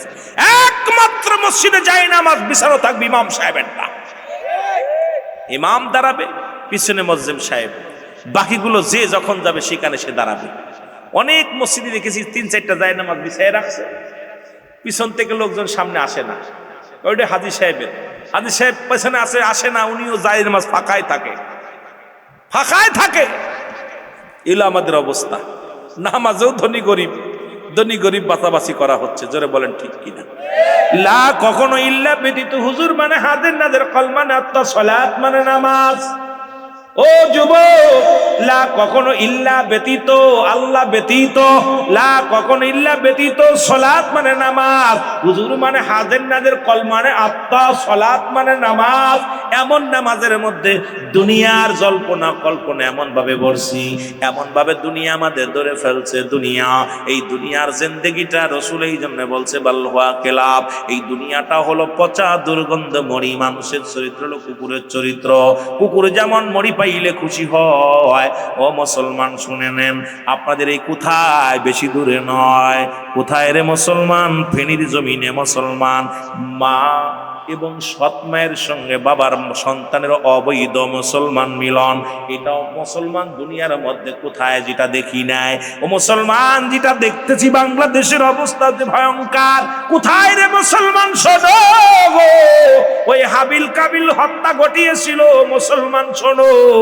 আবার বর্তমান বাইরে কোন করলো ফরিদপুর। আজকে যেখানে যায় তাকিয়ে দেখি আজকে হট্টগোল মারামারি, আজকে ভাই বিরোধ, আজকে সংসারের ভিতরে বিরোধ, আজকে সমাজের মধ্যে বিরোধ।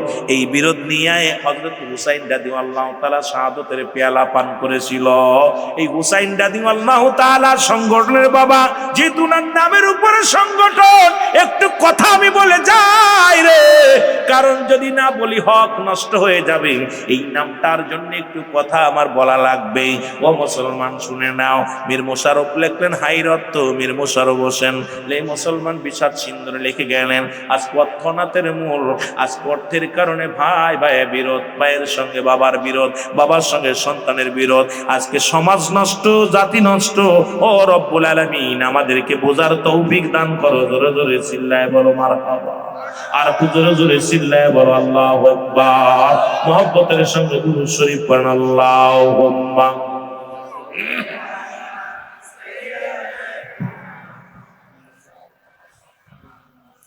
12টা বেজে গেছে,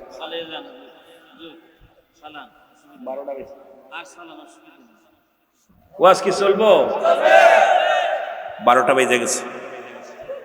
12টা সারাদিন ভরে জার্নি করছি, তবে জান্নাতীদের পাইলে স্পিরিট বাড়ে, কথা বুঝেননি? তারপরে 12টা বেজে গেছে। এখন আর অল্প একটু আলোচনা করি, যেহেতু আপনাদেরকে নিয়ে পবিত্র ঈদে মিলাদুন নবী সাল্লাল্লাহু আলাইহি ওয়াসাল্লাম ইমাম হাসান ইমাম হাসান রাদি হুসাইন রাদিয়াল্লাহু তাআলা জান্নাতের দুইটা ফুটন্ত গোলাপ। জোরে বলেন মারহাবা, আরো জোরে বলেন না। এদের স্মরণে দুইটা কথা বইলাই আলোচনা শেষ করি। দরকার ছিল মা বাবাদের ওয়াজ করা, পর্দার ওয়াজ করা, বর্তমান জামানা নিয়ে, বর্তমান সমাজ নিয়ে ওয়াজ করতে, কিন্তু বাজান রে একটা কথা বলতে যায়, দুইটা কথা বলতে যাই তো রাত দুই শেষ হয়ে যায়। কেমনে যে কথা বলবো? দরকার ছিল আপনাদেরকে নিয়ে প্রতি দুই চারটা রাত বসা, এক একটা চ্যাপ্টার নিয়ে, এক একটা বিষয় নিয়ে কথা বলতে গেলে কিছুটা দেওয়া যাবে, কিন্তু সব দিক যেতে গেলে তো সময়ও পাই না, কথা বলাও সুযোগ পাই না। আল্লাহ কবুল করুক, সকলে বলুন আমিন। আরো জোরে বলেন আমিন। একটু মহব্বতের সঙ্গে দুরূদ শরীফ পড়েন। আল্লাহুম্মা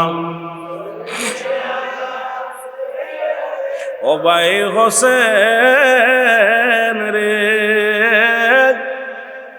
ডাকিতেছে নানাজি আমার, ডাকিতেছে নানাজি আমার। এটা হাসান হুসাইনের কথা বইলা আলোচনা শেষ করি। কি কন ভাই, কষ্ট হবে? চির বিদায় দেও হে ও ভাই হোসেন রে, ডাকিতেছে নানাজি আমার, ডাকিতেছে নানাজি আমার। একটু মহব্বতে বলেন চির বিদায় দেও হে ও ভাই হোসেন রে, ডাকিতেছে নানাজি আমার, বলো ডাকিতেছে ও ভাই হোসেন রে,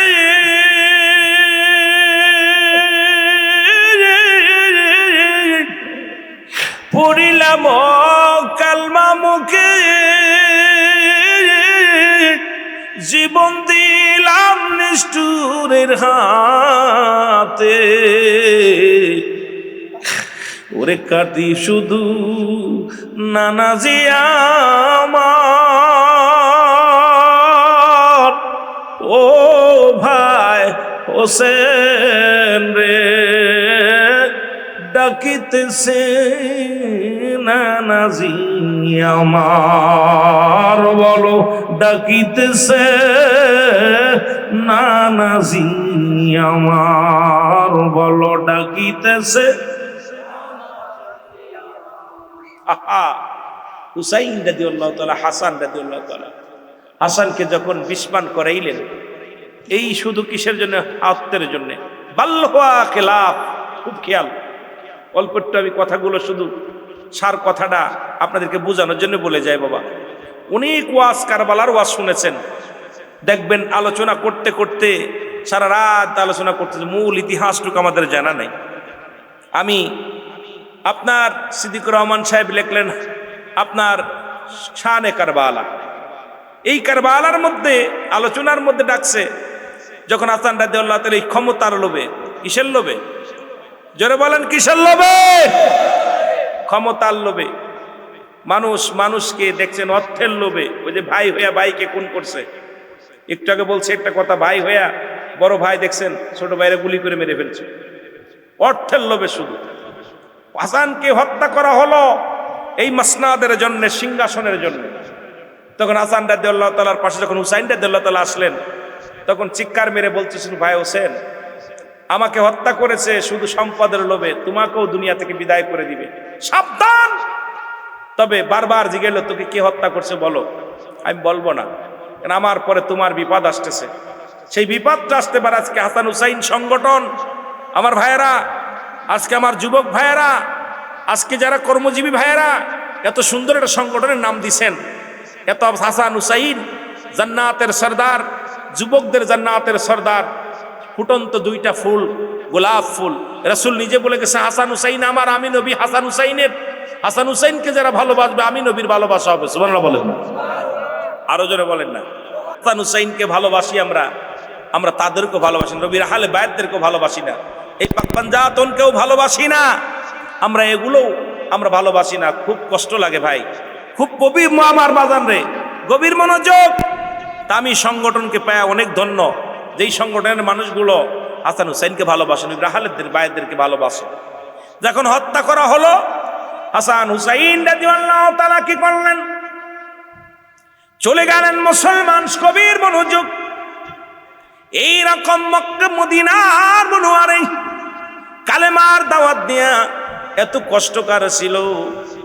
রাসূল নিজেও তো মক্কা থেকে মদিনায় হিজরত করলেন। রাসূলুল্লাহ মক্কার কাফেরদের যন্ত্রণায়, মক্কার নিষ্ঠুর কাফেরেরা সদা সর্বদাই নির্যাতন করতেন, কষ্ট দিতেন আমার নবীরে। নবীজিকেও ডাকতে বলেন, আমার আল্লাহ জিবরিল যাও আমার হাবিবকে মক্কা থেকে মদিনায় চলে যেতে বলো। আর এই মক্কার মানুষেরা পূর্বকাল থেকে, ও মুসলমান, শুরু থেকেই ইসলামের পর আঘাত তারা আনা শুরু করেছে। উতবা, সাইবা, আবু জেহেল, আবু সুফিয়ান, এই আবু লাহাবের বংশধর যারা কোশ্চিন কালেও ইসলামটাকে মানতে পারে নাই, নবীকে মানতে পারে নাই, আমার নবীর আহলে বায়তদের উপরে জুলুম চালিয়েছে, কষ্ট দিছে, এখনো তারা দায়রে মুসলমান। ওই ইসরায়েলের বংশধর যারা এখনো মুসলমানদের কষ্ট দেয়, তারা জোরে বলেন ঠিক কিনা? আমার ভাইরা, আমার বন্ধুরা, আমার আল্লাহর নবীর দৈহিক নাতি, ও যুবক, একজন হত্যা হওয়ার পর আর একজন যখন চলে গেলেন, কোথায়? কুফা নগরে চলে গেলেন। অনেক লম্বা ইতিহাস, যদি আবার কোনোদিন সময় হয় বিস্তারিত আলোচনা করব। ছোট্ট একটু আলোচনাটুক শুধু করে যায় রে মুসলমান। এই 1 তারিখে যায় তাবু গাড়লেন, 2 তারিখ গেল, 3 তারিখ গেল, 4 তারিখ গেল মুসলমান, 7 তারিখে তাবুর পানিগুলো শেষ, তাবুর মধ্যে কোনো পানি নাই। এই পানির সন্ধানে মুসলমান হুসাইন রাদিয়াল্লাহু তাআলার বিবি, এ মুসলমান শুনে নাও, শুনে নাও, ভিতর থেকে আসিয়া সারা বানো ডাক দে, কয় স্বামীরে একটু পানি দাও। পানির সন্ধানে মুসলমান গভীর মনোযোগ। পানির জন্যে যখন চলে গেলেন ফুরাত নদীর কিনারায়, পানির বিনিময় সন্তানকে চির বিদায় করে নিয়ে আসলেন। এই 8 তারিখ আসলো মুহররমের, মুসলমান শুনে নাও। এই 8 তারিখে যখন মুসলমান শুনে নাও, যখন দুনিয়া থেকে বিদায় হয়ে গেল হযরতে যায়নাব, মুসলমান শুনে নাও। এ মুসলমান গভীর মনোযোগ। আসগার আলী দুনিয়া থেকে বিদায় হয়ে গেল। আসগারকে নিয়ে যখন এই দুনিয়ার মধ্যে বাবা মা কান্না শুরু করে দিল, এই কান্না দেখিয়া তাবুর ভিতর থেকে আকবর আলী বাইর হয়ে আসলো। বড় ছেলে আকবর আলী এসে দেখে মা জননী কান্দে, বাবায় কান্দে, ডাক দে, কয় মা গো তুমি কেন কান্দ গো মা? বলে বাবা রে, এই দেখ রে তোর ছোট ভাই চির বিদায় হয়ে গেছে, আর কোনোদিন ভাই বলে ডাকবে না, চির বিদায় হয়ে গেছে। জোরে জোরে চিল্লায় বলা যাবে না আল্লাহু আকবার। মুহররমের 9 তারিখ হলো, অনেক লম্বা আগে বলতেছি বাবা, সব বিস্তারিত বলা যাবে না, শুধু আপনাদের বোঝানোর জন্য সংগঠনটা নাম দেওয়ার কারণে একটু টাচ দিয়ে যায়, আমার বাজানদের কথাগুলো বলে যায়। মুহররমের 9 তারিখ হলো, আকবর আলী তরবারি নিয়ে রওনা হবেন। ভাইয়ের শপথ করে ভাইকে বলে, ভাই তোর শপথ করলাম তোমাকে শুইয়া, যারা তোমাকে হত্যা করেছে তাদের প্রতিশোধ না নিয়ে আমি আর ফিরবো না, এই জীবনটা রাখবো না। কারণ আমার ভাইয়ের রক্ত ধুইয়া, আমার ভাইয়ের গা ধুয়ে শুইয়া শপথ করলাম জীবন দিয়া দিব, তবু বাতিলের কাছে মাথা নত করবো না। বিদায় নিয়ে রওনা হয়ে গেল। মায়ের কাছ থেকে বিদায় নেয়, চির বিদায় দাও হে ও মা গো, ডাকিতেছেন নবীজি আমার, বলো ডাকিতেছেন নবীজি আমার, বলো চির বিদায় দাও হে ও মা গো, ডাকিতেছেন নবীজি আমার, বলো ডাকিতেছেন। ছোট ভাইয়ে আদর করে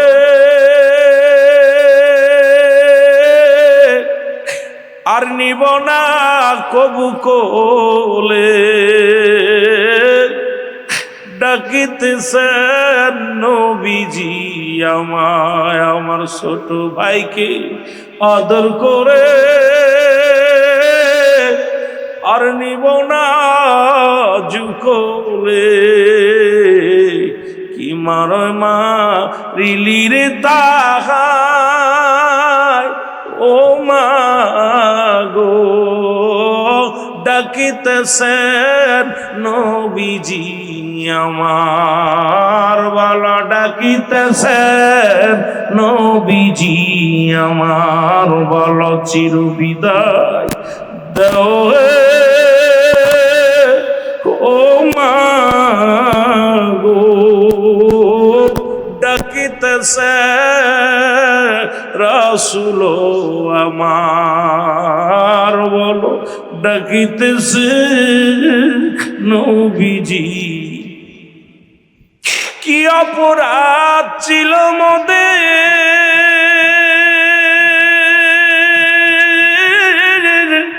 করিল খুন চাচা জানকে।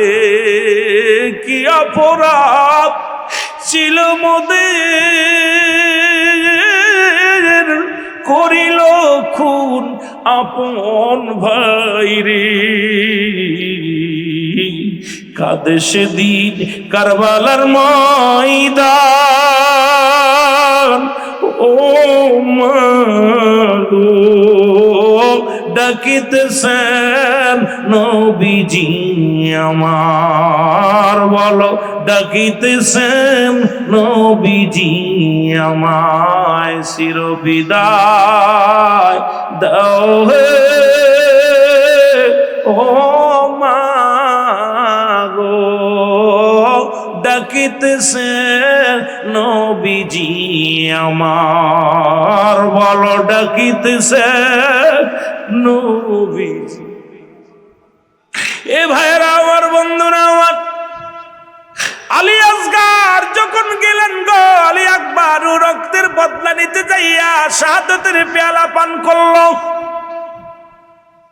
মুহররমের 10 তারিখ হলো, অনেক বিস্তারিত আলোচনা যদি শুরু থেকে করতাম অনেক মজা লাগতো যুবক। যদিও মূল ইতিহাসটা আমরা তুলে ধরতে সময় পাই না, বলতেও পারি না।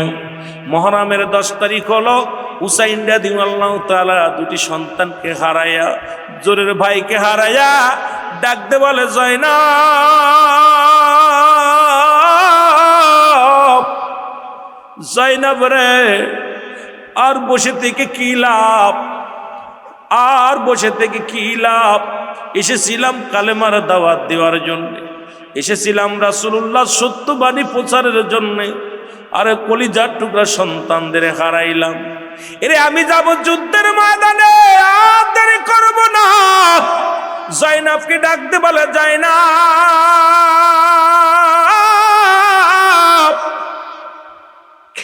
আমার জয়নালকে দেখে রাখবি, কারণ আমার জয়নাল ছোট মানুষ, অসুস্থ।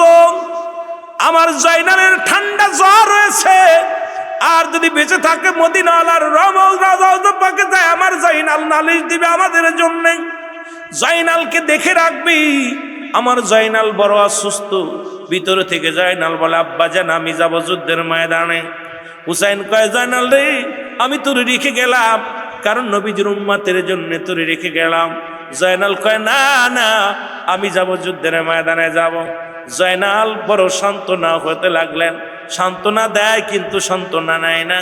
জয়নাল বারবার কয় বাবাজি আমি যাব। হুসাইন ডাকতে বলে জয়নাব, ও জয়নাব শুনে নাও, শুনে নাও, আমার সকিনারে আমার লাশের পাশ শাস্তি দিবি না, কারণ কারবালার ময়দানে হাসান হুসাইনকে চিরবিদায় করে দিবেন। হুসাইন বলতেছে জয়নাব রে ওই লাশটার উপরে তারা আঘাত করবে, হুসাইনের লাশটারে যে বিক্ষত করেছিল। ঐতিহাসিকগণ, মুসলমান কিতাব পড়লে কোনো মুমিন চোখের পানি ধরে রাখতে পারে না। এত নিষ্ঠুর ইতিহাস, এত নিষ্ঠুর নির্যাতন করেছিল যারা, তারাও কিন্তু আযান দিয়েছিল মসজিদে, তারাও নামাজ পড়েছিল, জুম্মার নামাজ পড়েছিল। আবার হুসাইন শিবিরও আজান হয়েছিল, এজিদ শিবিরও আজান হয়েছিল। একটা শিবিরে আজান দিয়েছিল হত্যা করে, হুসাইনকে হত্যা করে আজান দিয়েছিল। আর একটা শিবিরে মুসলমান শাহাদাতের পেয়ালা পান করা পরও আজান দিয়েছিল।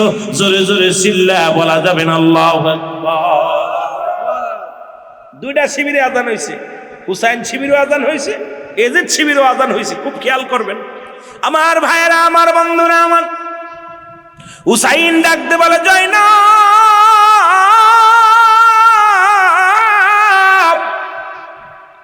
আমার সকিনারে আমার লাশের পাশে আসতে দিবি না, কারণ আমার দেহটা ক্ষত বিক্ষত করে ফেলবে, আমার দেহ থেকে সহ্য করতে পারে না আমার জয়নাব। এর জয়নাব রে, আমার সকিনারে দেখে রাখবি। 2 নাম্বার জয়নাব শুনে নাও, জয়নাব শুনে নাও, শুনে নাও, ও জয়নাব শুনে নাও, আমার নানাজির পাগড়ি মুবারক নিয়ে আসো। জয়নাব পাগড়ি মুবারক নিয়ে আসলেন, পাগড়ি মুবারক মাথার মধ্যে লাগাইলেন, লাগায় একটা চিৎকার দিয়ে বলে নানাজি, এই সত্য ইসলামের জন্য আমি পাগড়ি লাগাইলাম মাথার মধ্যে, আমার দেহের মধ্যে যতক্ষণ পর্যন্ত প্রাণ থাকবে আমি যেন বাতিলের কাছে মাথা নত না করি, জীবন দেয়া যেন প্রমাণ করতে পারি আমি নবীর আশিক ছিলাম, আল্লাহর গোলাম ছিলাম। জোরে জোরে চিল্লায় বলা যাবে না মারহাবা, আর একটু জোরে জোরে চিল্লায় বলা যাবে না মারহাবা। এ মুসলমান, জয়নাব কি করলেন? পাগড়ি মুবারক নিয়ে আসলেন, পাগড়ি মুবারক রাসূল পাক সাল্লাল্লাহু আলাইহি ওয়াসাল্লামের পাগড়ি মুবারক হুসাইন রাদিয়াল্লাহু তাআলা মাথার মধ্যে লাগাইলেন। ডাকতে বলে জয়নাব, ও জয়নাব শোনো, তাড়াতাড়ি শুনে না, আমার আব্বা জানের জুলফিকার মুবারক নিয়ে আসো। শেরে খোদা হযরত আলীর জুলফিকার মুবারক, জুলফিকার খানা হাতের মধ্যে নিয়ে হুসাইন রাদিয়াল্লাহু তাআলা একটা চিৎকার মেরে বলে বাবাজি, ও আমার আব্বাজি, ইসলামের জন্য জীবন দিয়া দিব, এই জীবনের কোনো মূল্য নাই, কারণ রহমতের নবীর মহব্বত, ইসলামের জন্য, আল্লাহর দ্বীনের জন্য শাহাদাতের পেয়ালা পান করব। মুসলমান, আমার হাতে যতক্ষণ পর্যন্ত আমার হাতে জুলফিকার থাকবে আমি যেন বাতিলের কাছে মাথা নত না করি। হযরত জয়নাব কি করলেন? তরবারি টেনে দিলেন। এবার ডাকতে বলা জয়নাব রে, আমির হামজার বল্লভটা নিয়ে আসো। আমির হামজার বল্লভখানা নিয়ে আসলেন। বাম হাতে আমির হামজার বল্লভ, ডান হাতে শেরে খোদা হযরত আলীর তরবারি, মাথার মধ্যে রাহমাতুল লিল আলামিনের পাগড়ি মুবারক নিয়ে দাঁড়ায় রইলেন।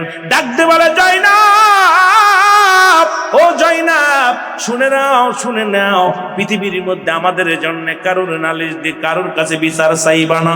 যদি এখান থেকে ফিরে যাইতে পারো মক্কা মদিনায় রাসূলের রওজায় যাইয়া আমি হুসাইনের সালাম পৌঁছে দিবা। জোরে জোরে চিল্লায় বলা যাবে না আল্লাহু আকবার।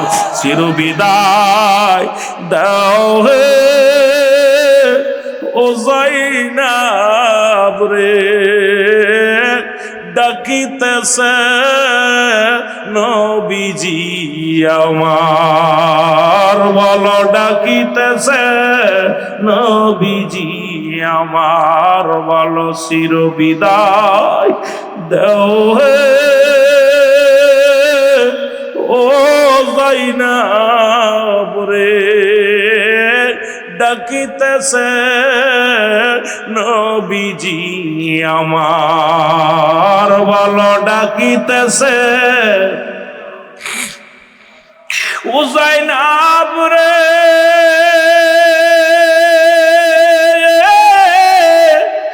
মা জননী নাই রে ধরা,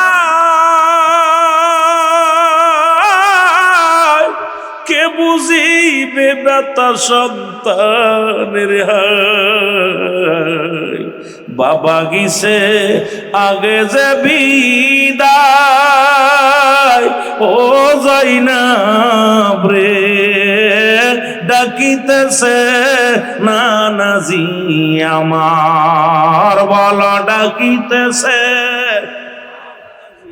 আরো জোরে জোরে বলেন, হাসান হুসেনের প্রেমে চোখের পানি ফেললে মুসলমান জাহান্নামের আগুন হারাম হয়ে যাবে।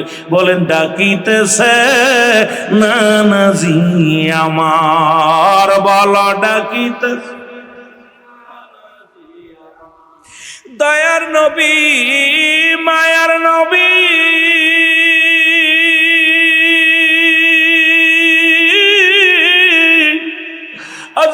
বিপদের দিনে নাই কেউ সঙ্গী, সাথে রয়েছে আমারই আল্লাহ। ও যাইনাব রে, ডাকিতেছেন নবীজি আমার, বলো ডাকিতেছে নবীজি আমার, বলো ডাকিতেছে। আমার ভাইয়েরা,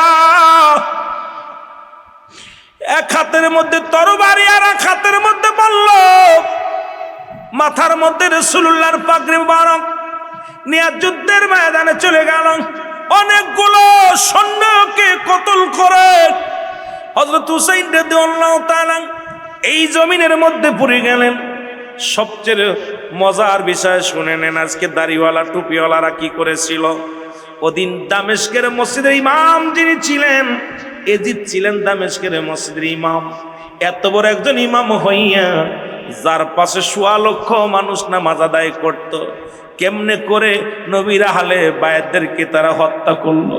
কেমনে একটু প্রাণ কাঁপে না, একটু মায়া লাগে না? কোন লেখক বলেছে যে শেমর, এই শেমর ছিল দামেস্কের মসজিদের মুয়াজ্জিন। উনি আজান দিতেন, মাঝে মাঝে মসজিদে আজান দিতেন। যখন হুসাইন রাদিয়াল্লাহু তাআলা গায়ের মধ্যে ৭২টি তীর যখন লাগায় দিছে, জমিনের মধ্যে পড়ে গেছে। হুসাইন পড়ে যাওয়ার পর চিৎকার মেরে বলে, শেমর রে, আমাকে মারিস না, আমাকে যদি মারিস আমার নানা কষ্ট পাবে। আমি দিন ইসলামের দাওয়াত দিতে আসছি, আমাকে তুই মারবি না। কিন্তু শেমরের দিলে কোনো মায়া হলো না। ডাকতে হুসাইন ডাকতে বলে, শেমর, আমি তোমাকে চিনতে পেরেছি। আমার নানাজি বলেছিল মক্কা মদিনা ওই কালা কুকুর, ডুরা কাটা কুকুর আমার পায়ের মধ্যে কামড় মেরেছে। আমার আর বুঝতে বাকি নাই তুমি সেই নিষ্ঠুর কুকুর, কারণ তুমি অর্থের লোভে পড়ে গেছো। ওই যে আগেই বলেছি, বাল্যহা কিলাও, এই দুনিয়াটা পচা দুর্গন্ধ মরি, তুমি অর্থের লোভে পড়েছো, তুমি আমাকে মেরে ফেলবা, তবে আমাকে আর কষ্ট দিস না। ওজা মুসলমান গভীর মনোযোগ। হুসাইন রাদিয়াল্লাহু তাআলার কলিজার মধ্যে পল্লব দিয়ে খুসাইতে লাগছে রে। আর হুসাইন ডাকতে বলে, নানাজি, ইয়া মুহাম্মাদান, ইয়া মুহাম্মাদান, ইয়া মুহাম্মাদান বলে চিৎকার মেরেছিল সেদিন। আমার নবীজিকে ডাকতে হুসাইন বলে, নানাজি, ও আমার নানাজি, আর পারছি না রে নানাজি। হুসাইন ডাকতে বলে, শেমর রে, আমাকে একটু শান্তি দে, কারণ আমি জয়নালের কান্না শুনতে পাই, আমি আমার নানাজির ডাক শুনতে পাই। জোরে জোরে চিল্লায় বলা যাবে না আল্লাহু আকবার, জোরে জোরে চিল্লায় বলা যাবে না আল্লাহু আকবার। ধীরে ধীরে চালাও গো ছুরি, ধীরে ধীরে চালাও গো ছুরি, নিষ্ঠুর মারি গলায়, এই গলাতে দিছেন গো চুমা আমারি নানাই, বলো যে গলাতে দিছেন চুমা আমারি নানাই, বলো ধীরে ধীরে চালাও ছুরি, ধীরে ধীরে আমারি গলায়, এ গলাতে দিছেন গো চুমা আমারি নানাই, অনুনাই বিনাই করি নিষ্ঠুর তোমারে, জয়নাল বেদিনের কান্না শুনতে দেও আমারে, আইরে দয়ার নবীর মধুর ডাকটা শুনতে দেও আমারে। আরে ডাকে আমার ওই নানাজি, ডাকে আমার ওই নানাজি, মারিস না আমারে,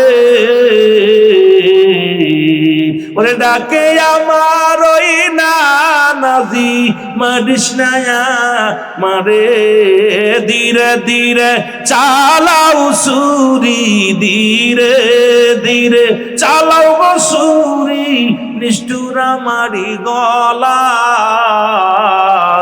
এ গলাতে দিছেন গো চুমা আমারি নানা। আমার ভাইয়েরা, অনেক অনুনয় বিনয় করা পরও নিষ্ঠুর শোনে নাই কথা। হুসাইন বলেন, হুসাইন ডাকতে বলে, এ নিষ্ঠুর আমার কথা শুনবি না? যেহেতু আমার নানাজি অলকমের উপর দিয়া সুমা দিছে, নিজ দিয়ে ফজ, নিজ দিয়া উপর দিয়া পোজ দাও, সঙ্গে সঙ্গে পোজ দিলেন। হুসাইন রাদিয়াল্লাহু তাআলার কাল্লাটা কেটে ফেললেন। কাটা পর হুসাইনের সবচেয়ে নগণ্যতম সুন্নি ভাইয়েরা, আমরা কেন নবীর পাগল, কেন হুসাইনের পাগল?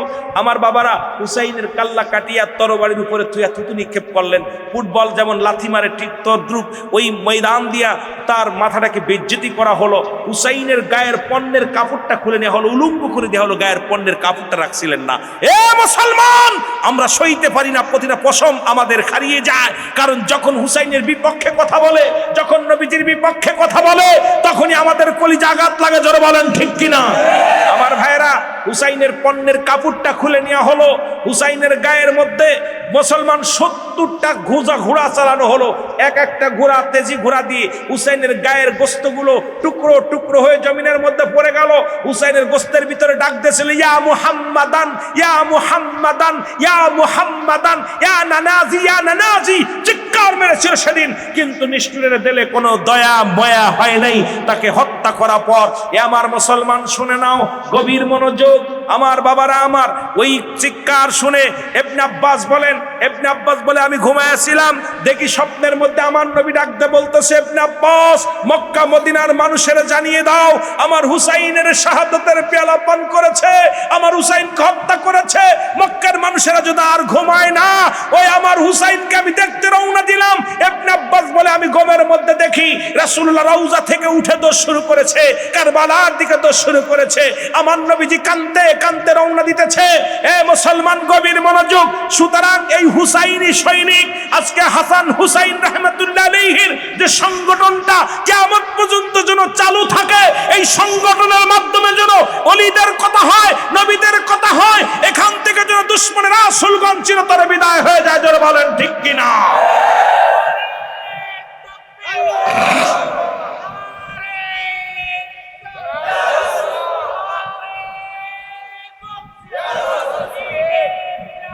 আমার বাধানেরা, দুইটা নামই গুরুত্ব, আল হাসান আল হুসাইন। আল হাসান আল হুসাইন, এই দুইটা নাম জান্নাতের দুইটা ফুটন্ত গোলাপ, যুবকদের সর্দার, যুব সমাজের উদ্যোগে। আল হাসান আল হুসাইন রাহমাতুল্লাহ আলাইহি যুব সংগঠনের উদ্যোগে।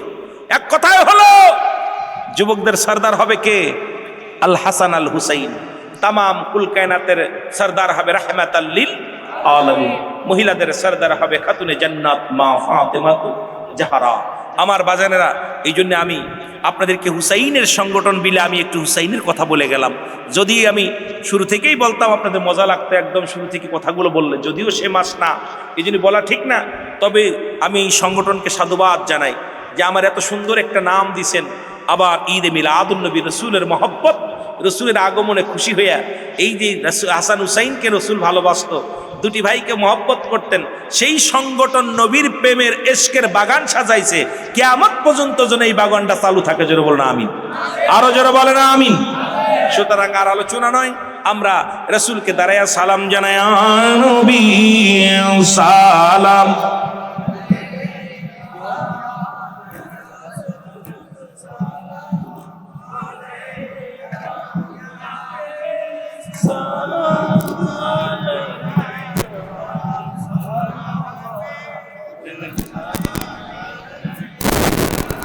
सल्लल्लाहु अलैका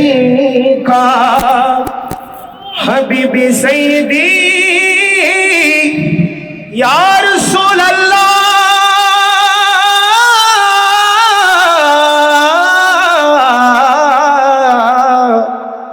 आका व या हबीब अल्लाह वास्ता अहले नबी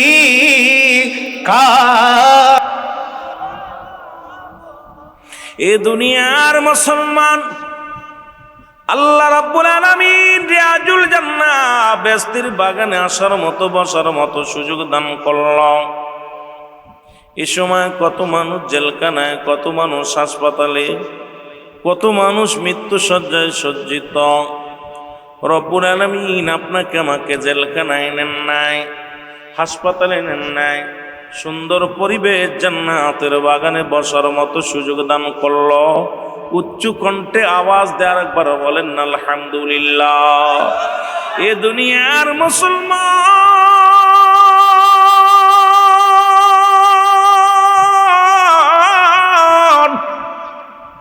বান্দা যখন জান্নাতের বাগানের দিকে রওনা হয়ে যায়, প্রতিটা কদমে কদমে সগীরা গুনাহ মাফ হয়ে যায়। জীবনে কত গুনাহ করলেন, সগীরা গুনাহগুলো ছোট্ট ছোট্ট গুনাহ। এই ছোট্ট গুনাহ বাড়ি থেকে নিয়ত করলেন জান্নাতের বাগানে যাব। ওই হযরত হুসাইন রাদিয়াল্লাহু তাআলার সুন্নি মা সম্মেলনে যাব। ও যুবক, যখন রওনা দিলা গো, সঙ্গে সঙ্গে প্রতিটা কদমে কদমে আমার আল্লাহ জীবনে যত সগীরা গুনাহ করেছিলেন সগীরা গুনাহগুলো মাফ করে দিছে আমার আল্লাহ। আমরা শুধু সগীরা গুনাহ করি নাই, পদে পদে করছি কবিরা গুনাহ। ও যুবক, নামাজ ছেড়ে দিয়া কবিরা গুনাহ। এক ওয়াক্ত নামাজ কাজা দিলে 80 খুতবা পরিমাণ জাহান্নাম। এক খুতবা পরিমাণ হলো 2,88,00,000 বছর। আপনার আমার জীবন থেকে কত নামাজ ছুটে গেল। এই নামাজের হিসাবটা যদি রব্বে কারীম ধরে, আমার মন বলে বাঁচার সম্ভাবনা। জোরে বলেন ঠিক কিনা? আর একটু জোরে জোরে চিল্লায় বলা যাবেন আল্লাহু আকবার। মহব্বতের সঙ্গে দুরূদ শরীফ পড়েন আল্লাহুম্মা। সাউন্ড একটু বাড়ায় রেখে। ওয়ালা আলি সাইয়্যিদিনা মদিনা যাইতে পারলাম না, মদিনা দেখতে পারলাম না। বল মদিনা যাইতে পারলাম না, মদিনা। আমি অসহায় তাই এত দূরে রই, আমি অসহায় তাই এত দূরে রই। দূর থেকে সালাম জানাই, মদিনা যাইতে পারলাম না, মদিনা দেখতে পারলাম না। বল মদিনা যাইতে পারলাম না, মদিনা। মদিনার নাম কত মধু,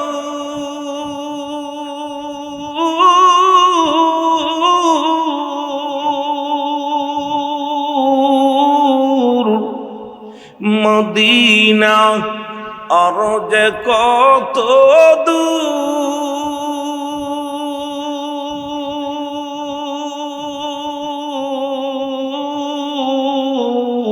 ওই মদিনার পথের দুলি, ওই মদিনার পথের দুলি মাখতে পারলাম না, মদিনা চাই। একটু মহব্বতে চিল্লায় বলেন মদিনা যাইতে পারলাম না, মদিনা। আমি অসহায় তাই এত দূরে রই। বলো অসহায় তাই এত দূরে রই। দূর থেকে সালাম জানাই, মদিনা যাইতে পারলাম না, মদিনা।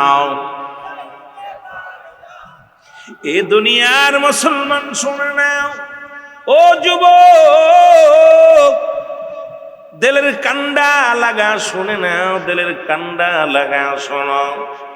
নামাজ ছেড়ে দিয়া কবিরা গুনাহ, মিথ্যা বলা কবিরা গুনাহ। বেগানা নারীর সঙ্গে দেখা দিয়া কবিরা গোনা, বেগানা পুরুষের সঙ্গে দেখা দিয়া কবিরা গোনা। আইরে গোনা, শুধু গোনার গোনা। এত গোনা করছি, গোনার বোঝা নিয়া যদি কবরে যায়, আল্লাহ রাব্বুল আলামিন যখন ধরবে কেমনে সারা পাবো?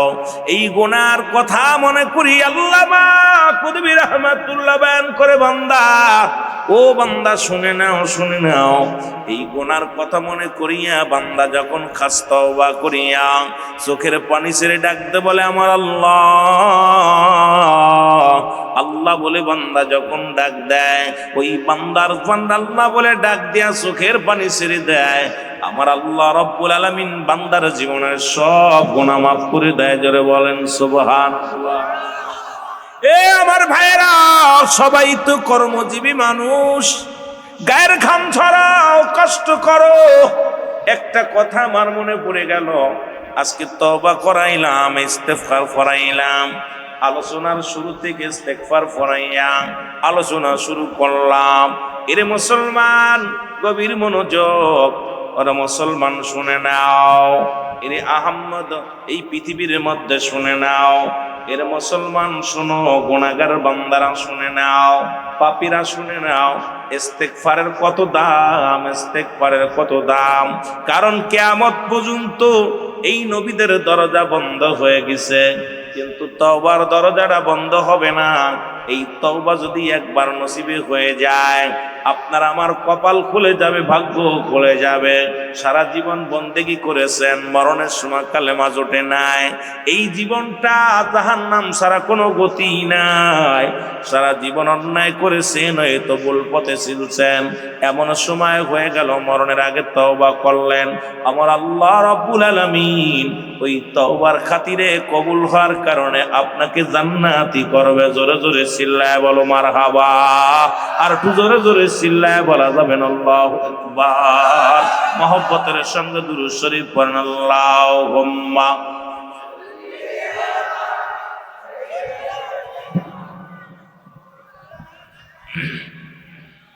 ওয়ালা আলি সাইয়্যিদিনা। ওরে মুসলমান, তওবার কত দাম। আহমদ ইবনে হাম্বল, গভীর মনোযোগ ও মুসলমান, চার মাযহাব, এই চার মাযহাবের একজন ইমাম আহমদ ইবনে হাম্বল, উনি কি করলেন? এই দুনিয়ার মধ্যে ছদ্মবেশে বাইর হয়ে গেলেন। রে বাবা শুনে নাও, গভীর মনোযোগ। একটা কথা বললে আপনাদের বোঝানোর জন্যে, সবাই তো কাজ করেন, কাজের মধ্যে ইস্তেগফার করলে যদি আল্লাহ কবুল করে নেয়। এরা মুসলমান, উনি ছদ্মবেশে রওনা দিয়ে পথের মধ্যে বাইর হয়ে গেলেন। যাইতে যাইতে যুবক ও আমার বাবারা আমার শুনে নাও, একজন পথিকের সঙ্গে দেখা।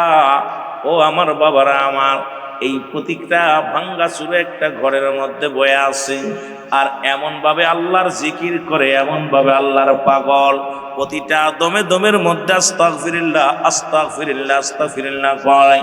এই পাগলটার সঙ্গে দেখা হয়। হযরতে মুসলমান শুনে নাও, আহমদ ইবনে হাম্বল উনি কি করলেন? একটা জীর্ণ শীর্ণ